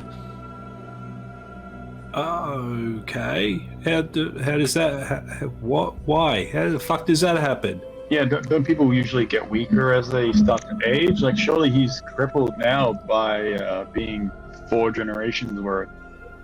He's hundreds of generations. He's a vampire. He does not age. Vampires do not age. They do not weaken. They do not die. And he is immune to sunlight. We've had so many people come through. As soon as they hear that he is a vampire, they decide they're going to defeat and kill him. They march up, use all manner of things. No one ever wins. Ever. If you hang around after dark, I'll show you what I mean. The March of the Dead should start in a couple of hours from now. I can show you what I'm talking about. Is the March of the what? The March of the Dead. The ghosts of every person who's ever died here. At Strahd's hand, marches across the lands to the castle every single full moon. How many ghosts are we talking in that procession? More than I have ever been able to count. So, like, how? Well, that builds quite well, I reckon. I rolled a 18 on that vampire check earlier, by the way. Yes, we'll discuss that now. So, Grinner, you probably have heard tales of vampires, creatures that are faster, stronger, and hungry, always driven by a thirst for blood. They can live for a very, very long time. From the stories, you know that they are weak to sunlight, and you know as well that a stake through the heart can kill them. But apart from that, not really any, not any like natural history stuff. Just more what you've heard from stories, superstitions. They can turn into a battle. They can't cross running water. Or just random things like this, where it's hard to know what's truth and what's fiction. But yeah, you know that they are very powerful, and they can live for a very, very, very long time. And are definitely not made up, like they actually do exist. Oh, you've heard stories in Nostea. Oh, yeah. There are stories of vampires and vampire spawn. You've never interacted with one, so it's up to you whether or not Grinner believes these are real or not. But you've heard stories, yeah. And soldiers tend to be superstitious lots. And so probably there is discussion of things that go bump in the night around the campfires when soldiers are bored and lazy and new recruits have just come in. Sometimes they might tell stories to keep the new recruits up and to haze them a little bit. Probably a vampire story is a common one. Okay. Would you say that a vampire is a particularly evil creature? I can't speak for all vampires. I can tell you that our lord is definitely malevolent. He is a monster in human form. Well, almost human form. I don't think all vampires are evil per se. I think there's obviously some misconceptions. There's probably the odd one or two that are quite good overall. I mean, usually they drink blood. They cannot be good. Luther, we're all on the same side here. You don't need to fake it and lie. I don't think there's anyone gonna catch us here. What do you mean? Were you lying? I'm sure you're just putting on the front of like, oh, maybe they're not all bad. But, you're among friends here. It's okay. What about people around us? the Vistani? Do they look like they're listening in? No, for the moment, John make me an insight check, Jonor, but for the moment it looks like they're just sort of tucked over their wine, still talking.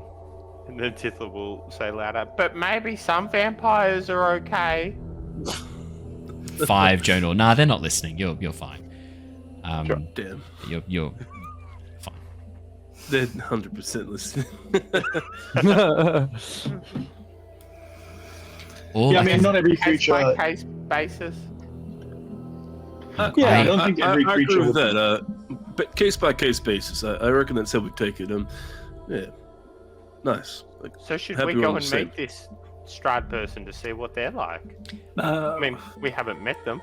We're going to take it case by case. I'm going to say what Ismark says. Look, you're welcome to walk up to the castle and try and organize a meeting. I'm sure he will be more than happy to see you. He likes guests, from what I've heard. Do any of these guests ever return? Yeah, does he like to eat the guests, or he just likes guests? Some return, some join the March of the Dead.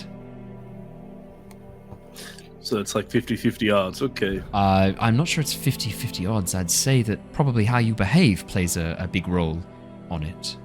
I'd say some of you are probably likely to walk out of there. I look at Grinner and my face just drops. What? My confidence. No, nothing. I'm sure. Don't go. Grinner, like he would say one thing and you would just try and punch him. Well, I mean, if he's going to be a cut to us, yeah.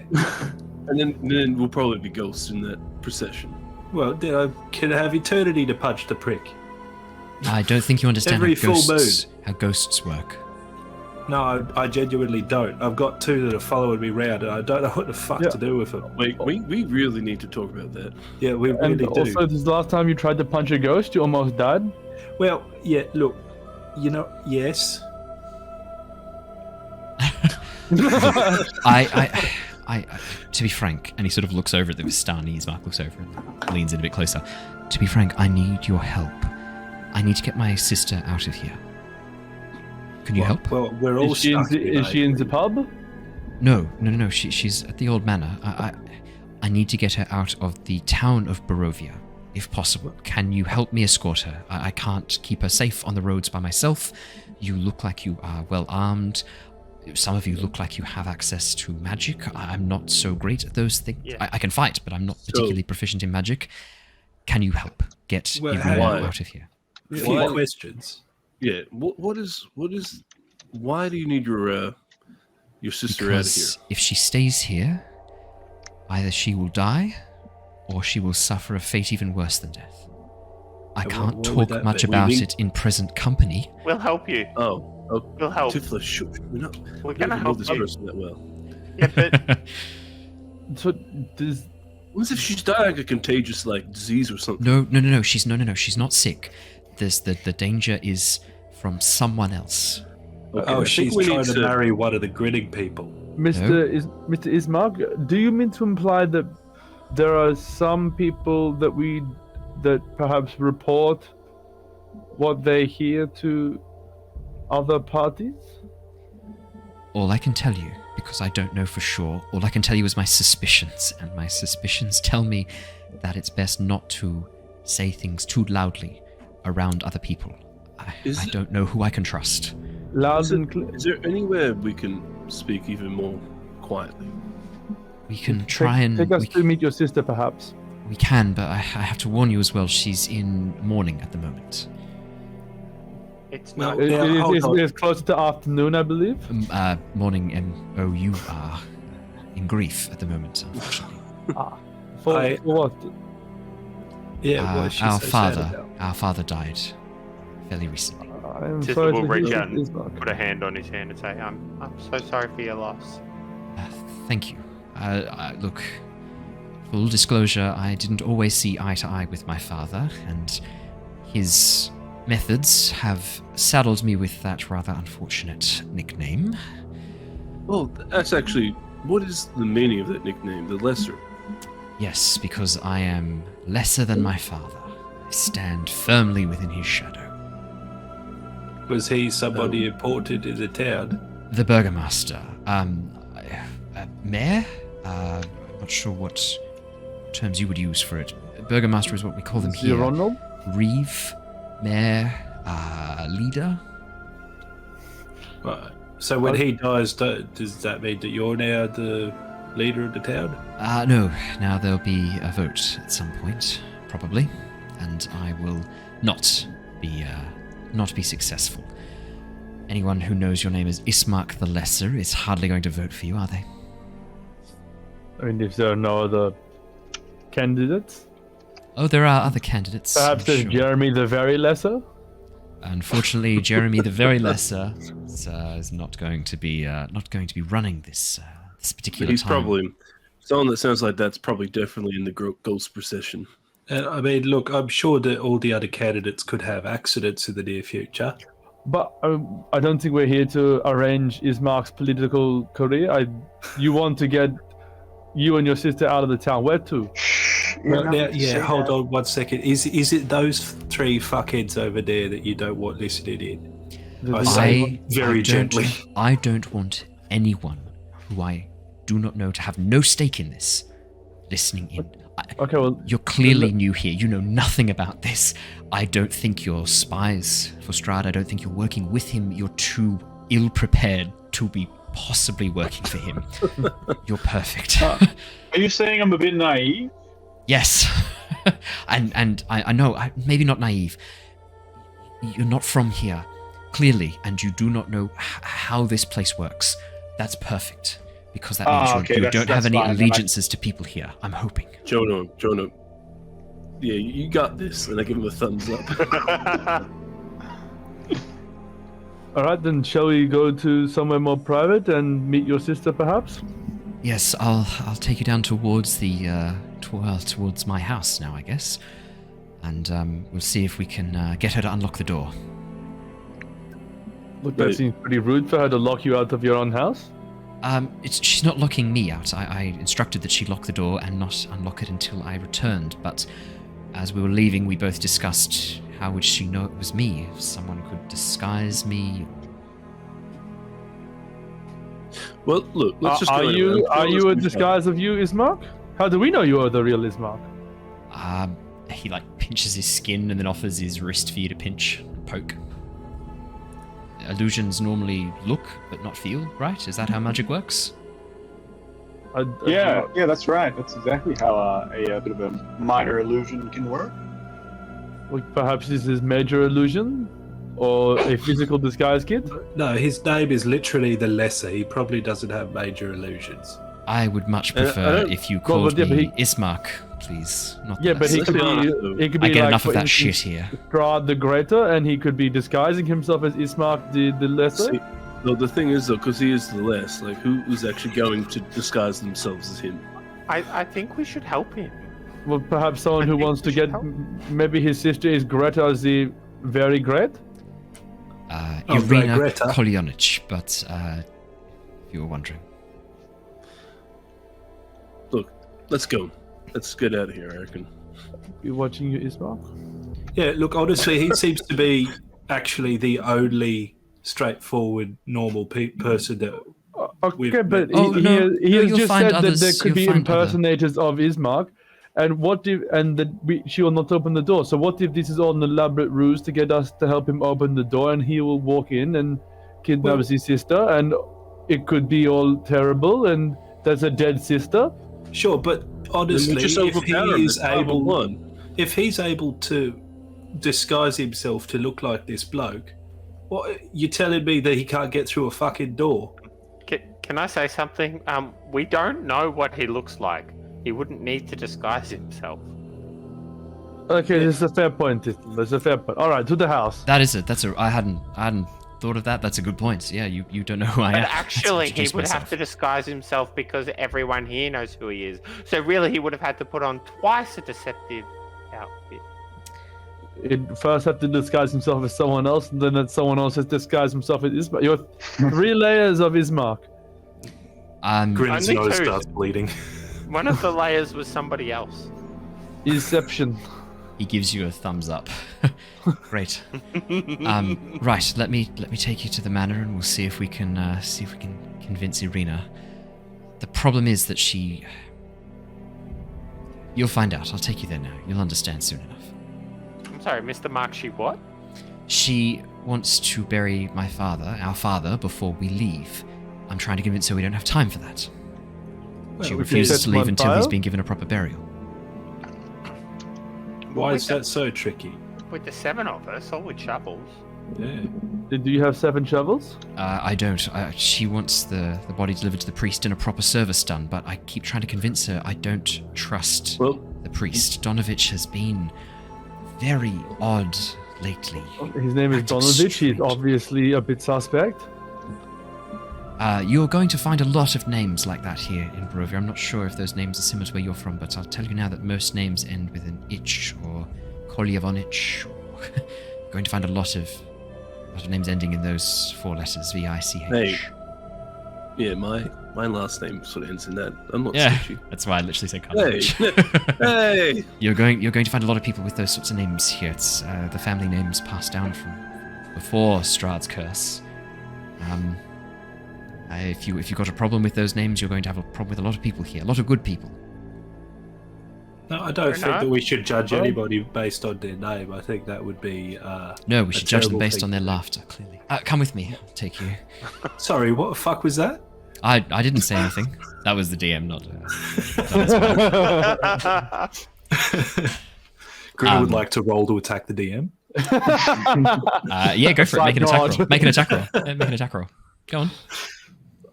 Okay. Unfortunately, my armor class is Infinity, so that's going to be tough. And I'm going to use my Infinity legendary actions to tear your atoms apart one by one. No, just pick them off. You can make this work. Just go to his house and smack him in the face when you see him next. I could just do that. I could just do that.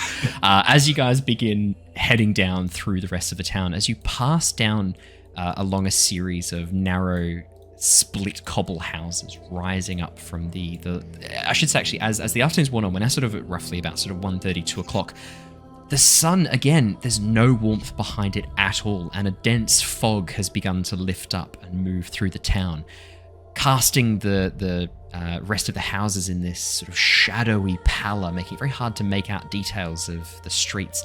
People moving through appear like dark spectres, rising up from the mist suddenly and walking past.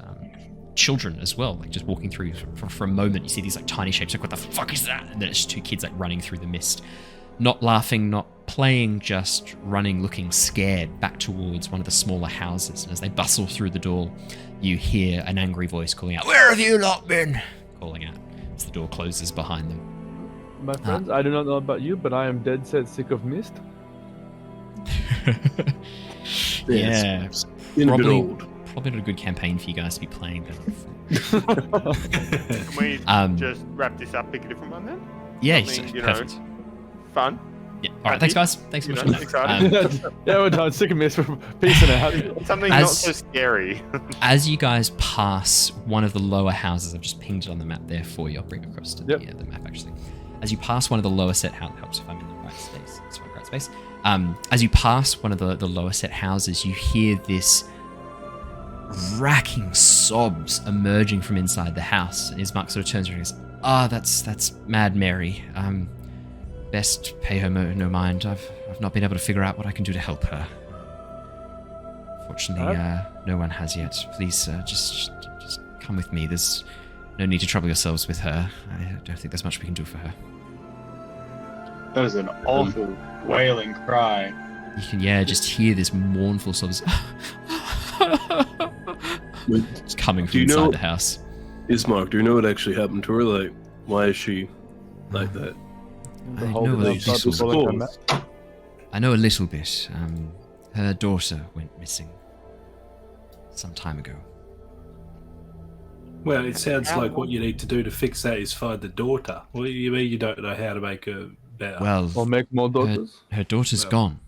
I take it that in this land, Ismark, a lot of people go missing by the feel of it. Well, not normally in these numbers. Recently, we've had a spate of disappearances. People just missing, just vanishing and disappearing into thin air.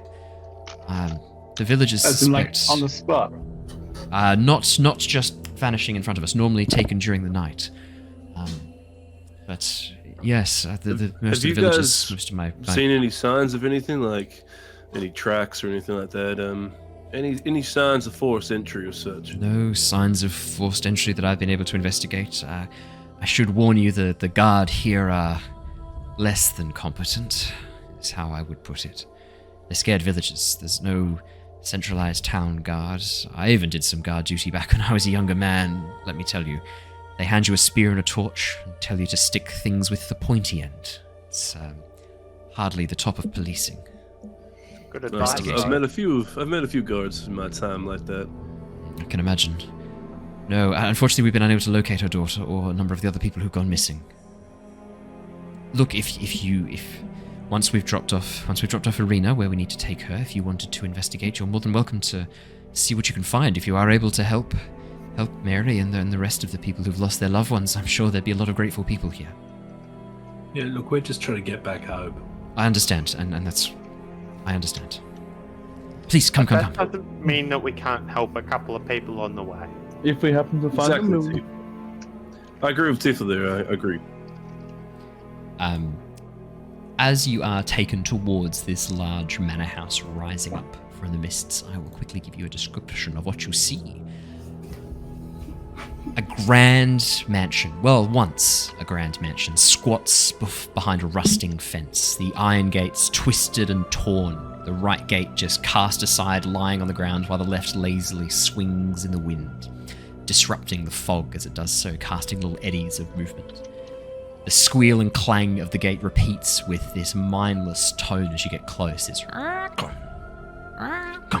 in the wind. Weeds choke the grounds and begin even rising up, crushing through the house itself. You can see these vines and tendrils clawing up the side and actually cutting through sections of the rendered brick. But around the walls, you can see that a lot of the vine growth and plant growth has actually been trampled down, creating a path all the way around the outside of the house. What stands out most to you are the massive claw marks cutting through the outer sections of the manor. Great black marks showing burns, maybe fires that once assailed this mansion. And around the whole outside, no window has any glass that is complete. Shattered, broken, or completely missing. The windows instead are barred with planks. Is that indicative of the whole town? Is it all like that dilapidated? This is or this particularly place bad. Really It's particularly bad. Why have you let your manor become so disrepaired, Mr. Ismark? We've been attacked the last few nights. Creatures. Once humans, I assume, but no more. I believe that they were trying to kill my father. They succeeded. So that's why you want to get away from here? It's one of the reasons why I want to get Irina out of here, yes. Look, let's go inside first so we can talk about this. Yes, in the safety of your home. Ismark walks up and begins banging against the door. Irina, I found some people who might be able to help us. Irina? You watch as the door opens a crack, a chain rattling on the other side as an eye looks out. Oh, Ismark, please come in. She unlocks the door and you are greeted with the sight of a quite dark-skinned woman. Contrasting Ismark's very pale features and blonde hair, Irina has quite dark features, very tan skin, long dark brown hair, and very dark brown eyes. And as she pulls open the door and looks beyond, she goes, "Oh, please, be welcome, please, come in." Are there actually any resemblance at all? Like, are they brother and sister? Grinner, do you want to make me a perception or investigation check? I really do. Yeah, you can make me those. No, I hope they don't laugh though. 6. Yeah, they better fucking not laugh. Hard to say. You just get the sense that it's just not something you pay attention to. It doesn't even occur to Grinner. What you do see before you is a beautiful young woman in her mid-20s. Weirdly enough, Grinner, it looks like she is actually wearing a chainmail vest underneath her clothes. And you can see that strapped to her back is a sword. Half hidden by the long flowing dress that she's wearing over the top and the cloak strapped around it. But you do see that. She's not hiding it very, very clearly. But you do spot that. As she welcomes you in, Irina bows and grabs each of your hands, clasps each of your hands and shakes them, goes, Irina Kolyevanich, welcome. Thank you. You're here to help me get my father's body to the church? Irina, we've talked about this. We need to get you out of Barovia. I am not leaving our father here to rot in this place. Ismark, we have spoken about this. Let's go inside first, and let's have a chat about this. Yeah. Inside, the interior of the mansion is well furnished, yet the fixtures and the walls show signs of wear. This place seems very old. Again, the boarded up windows, very clear. And interestingly, probably Jonor? Jonor's probably the only one who notices this. Jonor, all around on the boards, on the inside where the windows are, there are symbols that as you sort of look at them, you go, oh, that's a religious symbol. That's the symbol of the Dawn Mother. And then you go, oh, and that's a symbol of another god. Oh, there's symbols of the gods on each of these windows. Like a few different gods, but it looks like they're represented. There's little symbols painted on very, very crudely and sometimes not very correctly, but yeah. Hey, who's coming into the house? Is it some religious folk? Because I can see all these runes on the inside. Who's the religious one? Oh, Irina raises her hand. That was me. I was hoping to get some protection on the house and help protect my father, but unfortunately, the strength of the gods does not shine as bright here. Oh, you've got some sort of protection spells here? Maybe I can directly help draw these runes, or? No, I don't know any magic. I was just hoping that if I prayed hard enough to the gods and had their iconography here, maybe they would show us their favor. Unfortunately, not. It seems even that hope was dashed here.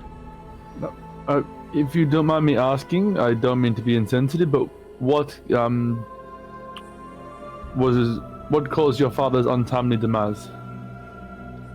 She sort of looks very sad for a moment, and you see Ismark notice that and step in.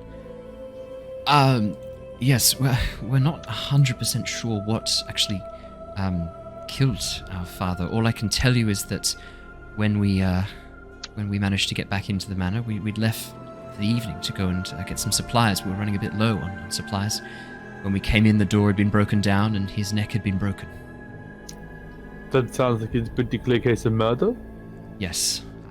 But you said that creatures attacked a few times before. They look like men, but they're not. It's hard to describe. They are undead. They shamble and walk. And you have no idea why these people suddenly showed up and wanted to kill your dad? Oh, there's always been undead to be found in the corners of Barovia. Always been creatures that will not die. We think it's part of the curse, part of the punishment that is laid upon the Barovians, the people of these lands, to be assailed by the undead. But these seemed very keen on attacking my father. Irina and I suspect that a purpose was behind this. My father had been very successful in rallying much of the villagers and organizing, well, creating hope is what he'd been doing best. So, you go on. Okay, sorry. Why do you want to get your sister out of this town? Well, the creatures that came for our father will come for her next, I'm sure, and then for me. Or me first, then my sister. All I know is that I cannot lose Irina as well. Have they continued to attack since they last did their damage? Irina sort of speaks, her voice cracking. Our father died yesterday. We do not know yet. Perhaps. And you both don't actually know why they're attacking. You just know that maybe someone is envious of your father. Is that what we're going with? I'm not sure if it was envy or if it was punishment for breaking the one rule here that you do not break. What's that rule? Hope. Having hope. What did your father hope for? A better life for his children. For us. Ismark looks away at that and seems a bit uncomfortable for a moment. Alright, well, if you are fearing for your life, we will naturally help you, but where will you go would be safer? If the undead creatures will come for you in Barovia, would they not also come for you wherever you go? Yes, but this town, the town of Barovia itself is you've seen it, it's not very well defended, and I did speak before about the absolutely atrocious state of the guards. No, we cannot trust the city guard and the town guard to look after my sister. We need to get her somewhere else. I want to take her far away from here. Where to? Surely you must have a better plan than that. I want to take her to Vallaki. And if we take her there, I bet you, Ismark, wouldn't you just succumb here? I don't know. Or will you come with us on this journey? I'll be coming. I'm not staying here. I'll definitely be coming with my so you are to actually, Vallaki. okay. I didn't realize you So were you're coming. abandoning your burgeoning political career? Yes, I'm What about the campaign? Yes, well, All of the political donors? Actually, no, you know what? If you do leave here, you actually might not be known as the lesser. My day keeps getting better. Arena goes, Maybe you have a better Ismark, political... you have a life here. You have our home. You can't just abandon it as well. And I am not leaving here I look until our around at father the is home in buried. shambles. Yeah. Ismark looks and goes, Irina, this isn't my home. It's his. I'm done with this town. I'm done with these looks. I'm done with that name. Don't let that name define you, Ismark. These people, they have nothing. We can't just abandon them. Yes, we can, Irina, and that's exactly what we're going to do. Actually, on that point, what's this other place like? Why don't we just bring all of the people from this place to that place? Good luck convincing anyone in Barovia to do anything you want them to.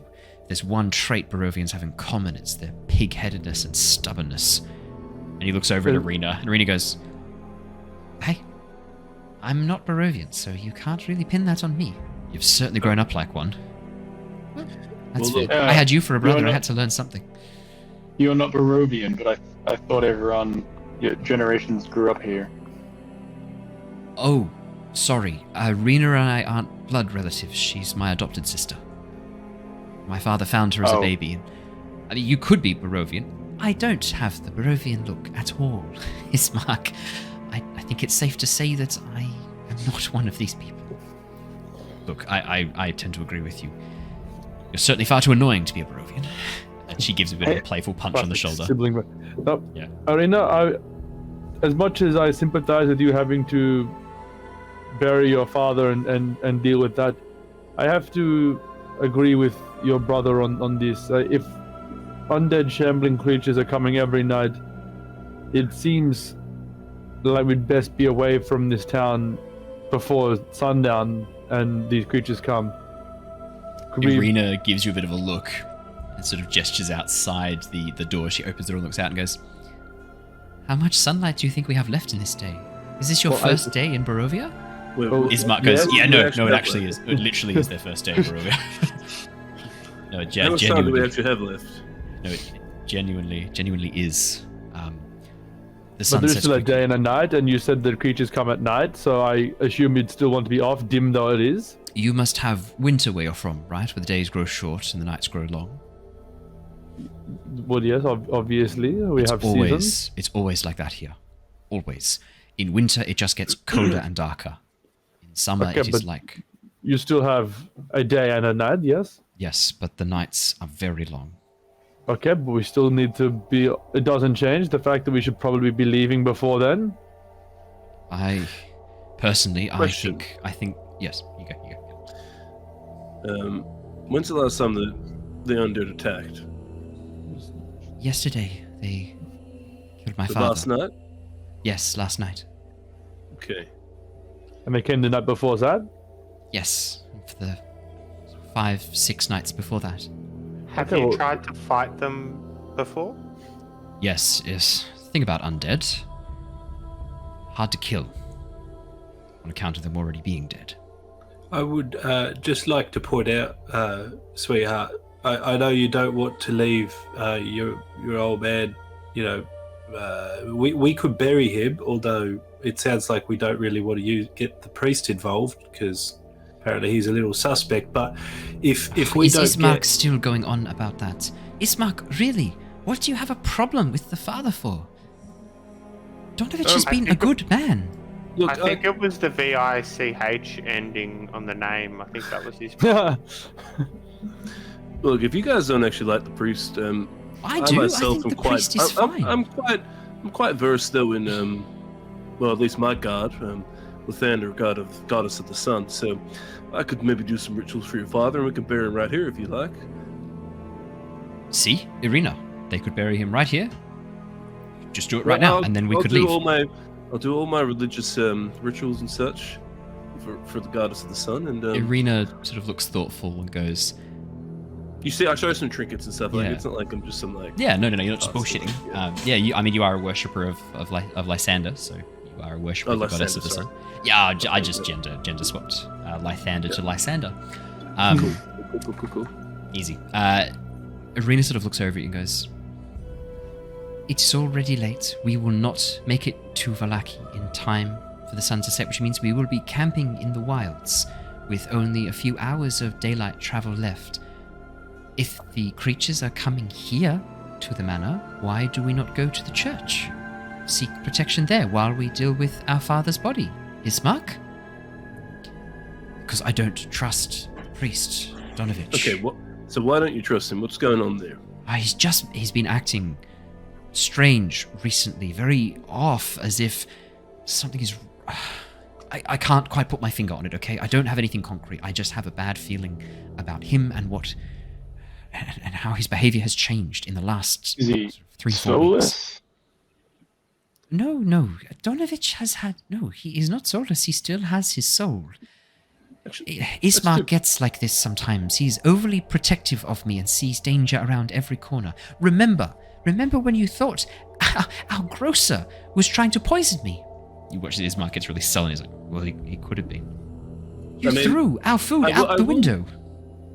I will defend Ismark here for one point, that you've been assailed by the undead for the past week. So I mean, that has some credence to his.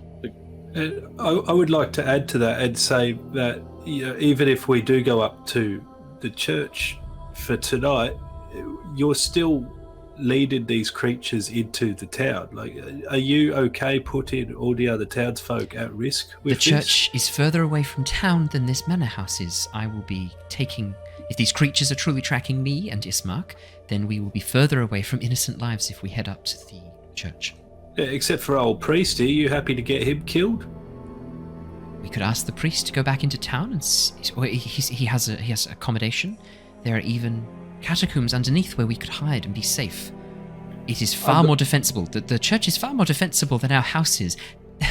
We've had to board up windows to keep these creatures out. I look at Ismark and I'm like, is it more defensible? I actually agree. I don't think we should be traveling right now if we've only got 1 or 2 hours left. I'd rather stay in a defendable location for the night than a camp. I do like good defenses, I must admit. Yes, but if we are avoiding the undead, surely our catacombs is not where we'd want to go. That seems somewhat counterproductive. Yeah, there'd be lots of dead creatures around in the catacombs. Dead can quickly become undead? Arena sort of laughs a bit, a very, not a humorous laugh, a very mirthless laugh. All right, we won't hide in the catacombs then. Let's hide in the bell tower. Up high. Ismark sort of looks, goes, church would be more defensible, and we'd have a better look at what's coming. But I want it on record, I don't trust Donovich. Okay, so we tie him up, we put him in the reliquary and leave him away from us? I'm fine with that. I'm fine with you tying him up. I've got some questions I'd like to ask him as well. Okay. So, we've known Donovich since we were children. You cannot just tie him up.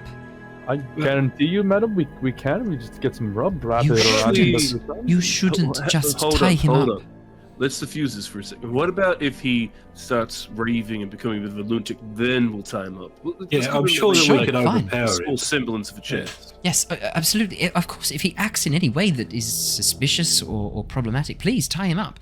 I'm just saying that we can't barge into this house of God and one of the gods and just attack an old man. Yeah, look, I am all for punching people today, so I'm okay with that plan. What Wait, so you said you're for punching people? I'm scared you're going to punch the priest.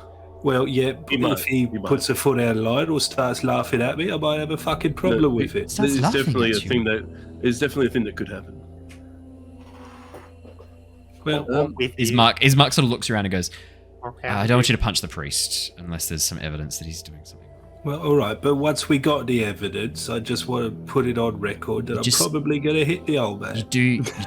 You do seem like you're on a little bit of a hair trigger. Could you perhaps... Yeah, look, I've had it's been a bad day. We got to this place. All of this lot have been saying some things. Then I got laughed at. And I'm a little bit more sensitive than I normally would Arena be. places a hand on your hand, Grinner. This slightly cooler to the touch than your hand places a hand on your hand and goes, "Hi, I understand you've had a pretty rough time, hey?"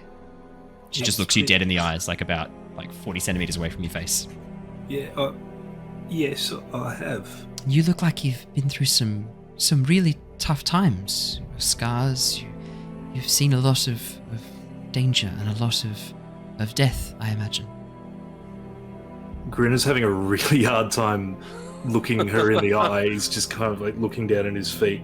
Yeah, that's bad. You feel like things are a bit out of control at the moment. It can't control any of this. Yeah. So why don't we just take a step back? When you're on the field, she sort of has a bit of a stab in the dark here looking at you. When you're I'm sort of behind, giving her some positive affirmations to giving little nods as she's sort of glancing just past Grinner every so often, getting that she's on the right track. When you're on the field and a general makes a bad decision because their head's not in it, yeah, who does that endanger? Well, it endangers everybody. Endangers everyone, right? So why don't we? And a good general in that position, they would step down, right? They would hand command over to someone else if their judgment was compromised. Yeah, that's right. Do you feel like you're in a good place right now? Do you feel like your judgment might be a bit compromised? Yes. Well, you don't need to make all these decisions. Let us help you. Your friends, they seem to be very caring for you. They seem like they are interested in looking after you and protecting you, and you them. Do you trust them? Yes. Do you trust that they would make the right decision for you and look after you if you were in trouble? I think that they would attempt to, yes. Then, maybe for the moment, while you're not feeling like things are making sense and everything's a bit crazy, why don't we just take a breath and watch and learn? I just get so fucking angry sometimes. Arena looks you dead in the eyes. Arena looks you dead in the eyes, Grinner. Me too. Gives you a nod. You picking up? Is this flirting? Is this Grinner flirting? I think Grinner's just fallen in love, hey? Yeah, there's a sadness there, Grinner. Even just with passive insight, as she says that, she gets angry too. Yeah, there's a sadness there. She sort of lets go of your hand, gives you a pat on the back. Thank you. Right. Now we are going to take my father to the chapel. Our father to the chapel, Ismark. And we are going to get him buried properly. Then we will wait out the night, and then we will get out of here. Agreed? Ismark, sort of seeing her take charge, goes, yeah, but I had this other plan. She's like, Ismark, your plan was shit. Can we do this? Yeah, Ismark, it sounds like we've all found our boss here. I don't think any of us have it in us to go against this. Fucking, you always get what you want, even at goddamn. All right, fine. But I don't trust Donovich. I'll keep my eyes on him, okay? Like I said, we will tie him up. Don't have to tie him up straight away, but I'll keep my eyes on him. So, question: what god does Donovich serve? What gods do you actually have out here? That's a good question. Lysander, goddess of the sun, will be one of the more popular ones that you'll find around here. Thank God for that. Praise the sun. Kind of ironic given the lack of sun. Yes, well, they say that in the darkest night, hope burns the brightest. That's when you need it most. The lack of sunlight. The people of Barovia found that to be a true experience? No, the people of Barovia have been crushed underneath a tyrannical ruler for as long as they've known. But where we is still this have hope. bright-shining hope? Well, I thought that was the one rule you could not have. We're right here. You have to make that hope yourself, is what I have found. So we are that hope. Yeah, wait, you can be your own hope. Oh, I it's have just my Tithla, own. actually. I have My my bad. own Yeah, for hopes. everyone. Tithla is their hope. Yeah. And as you say that, she gives you a bit of a smile, Tithla, and sort of bends down and goes, "Your yellow tunic, I really like Don't that." bend It's down to me. We're They equals. We consider that stand. demeaning? Okay, Quite racist? she stands up a little bit confused and goes, "I just wanted to say that I really like your tunic. I just wanted to get a closer look at it." Tithla's going to get a chair and stand on it to be eye to eye and say, "Thank you very much. Would you like a piece to hold?" Oh no, I don't want to tear any of your tunic. It's very No, it's very just beautiful. a touch. Oh, okay. Touch the tunic. Wow, it's very soft, very well made. Did you make this? No, of course not. My mum did. Oh, your mum. I'm really pleased that you've got a bit of home to take with you. Well, it'd be nice to be able to get back there one day. Yes, it would. Very lucky. Irina, I was just joking about the whole bending over thing. I'm sorry. I get defensive when I'm around new people. It's okay. It's all right. I think we've all had a pretty rough time recently. I think it's okay. But your dad died, so I feel like, I should probably be the more sensitive one and not have to be supported by you. Like, we should be supporting you. And maybe not mentioning that your dad died so much. She gives you guys a bit of a look, a bit of a glance around and goes, "You get used to death here in Barovia. It's very Speaking quickly." of dead dads and support, shall we all begin supporting him on his journey over to the church? Yes, I've Before we run out of constructed a makeshift litter to help carry him. Ismark and I, we can carry him, but if one of you would like to just sort of, someone who's quite strong, you look quite strong. She looks towards Theodore. No, that is in fact completely false. I'm weak as a twig. Oh, I can help you. Thank you. I would like to help you. thank you. If you could help grab the front side with me, Yes. Ismark can take the back. Isn't that right, Ismark? Yeah, I'll just fucking take the back. Yeah. It's I carrying- can ride on top if that would help. No, that'll be fine. Thanks. No, you just stay with Okay. me, Tithla. Okay. Alright, let's begin, I'm but I right do on not you want to too. be caught out in the middle of the town when the zombies come. there's one possible theory that maybe they're not coming for you. Maybe they're coming for something else in the house. I just want to cast my eye over a little bit of things going on here. Yeah. So I You've imagine done a detect that- magic during that time. Yep, absolutely. for sure. I'm guessing. Yeah. Yeah, so firstly looking what's on them, and then just scouting out the rooms in the house. So would you mind if I have a look? Because there could be something that's attracting them. Is that okay if I walk through the house? Please be my guest.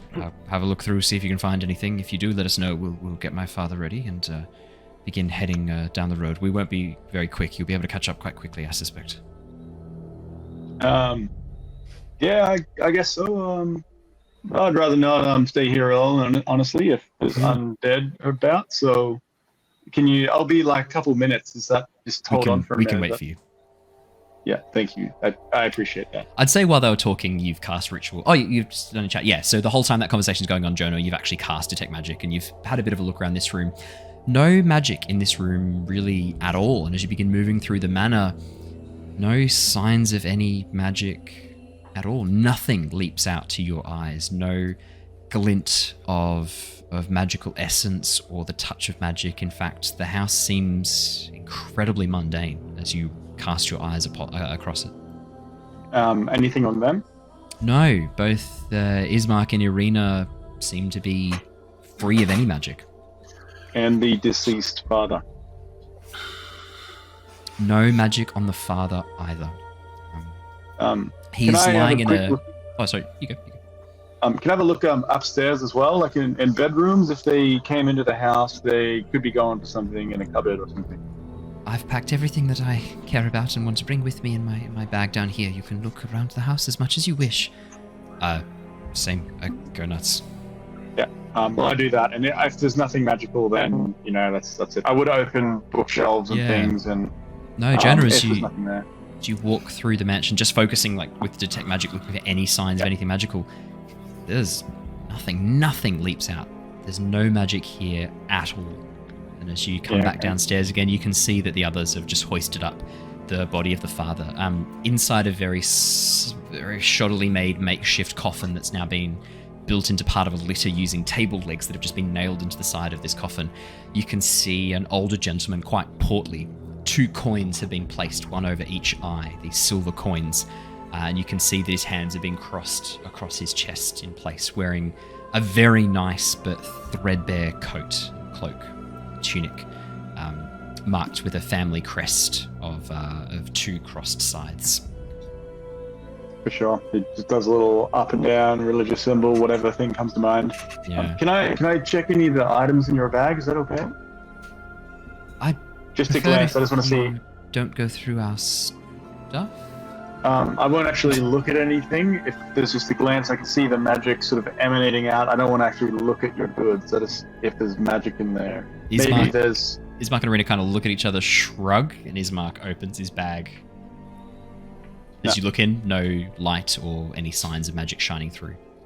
Irina tentatively does the same, but only very quickly opens it and then closes it, but no signs of any magic emanating from the bags. Yeah. Oh, I don't see anything. All right, I guess we'll go on the road then. How does the mist look, Jonor? As you step back out, the fog has actually started to die down a bit. The temperature's lowered enough now that the water is condensing into droplets, no longer condensing into this sort of dense fog. The pathway ahead seems a bit clearer than it was a couple of hours ago. And as you begin walking down the main streets, you can see the sun is beginning to set behind the large mountainous area towards the west. The forests casting shadows as the sun begins to set away.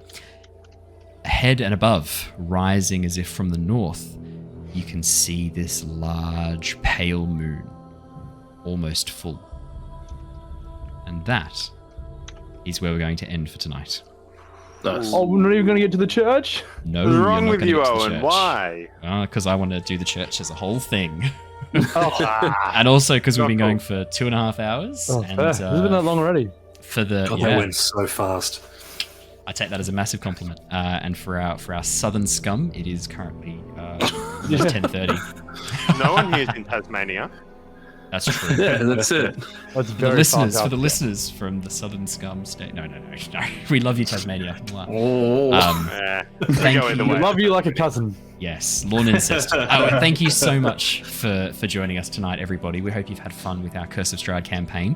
We will be back again on Wednesday for more Tyranny of Dragons as we head into the final few sessions of Tyranny of Dragons. And then back again on Monday for more Curse of Strahd. So don't be too sad. We'll be back before you even know it. Have a lovely week if you're listening to this early in the week. I'll probably have this up on the podcast or on YouTube by probably Wednesday. So hopefully you're mostly through the week and it's been okay and the rest of the week's really nice. Remember, you can help us out by chucking a like, leaving a comment, doing a subscribe or a 5-star or whatever the button is that is nice for things to happen. You can really help us out by doing merch. Yeah, whatever the button is that's a nice button. Press that nice button. We're almost halfway there with subscribers for the YouTube, which is really nice. That'd be great. So yeah, help us out. That'd be so lovely. But that's it from me. What is Stay that safe. YouTube? We need to get to 1,000 subscribers. What's the link? Where can people go? If you go to YouTube and type in @the Lost Archives, you can use our new handle to get there straight away, nice and easily. Otherwise, it'll be a link in the description below.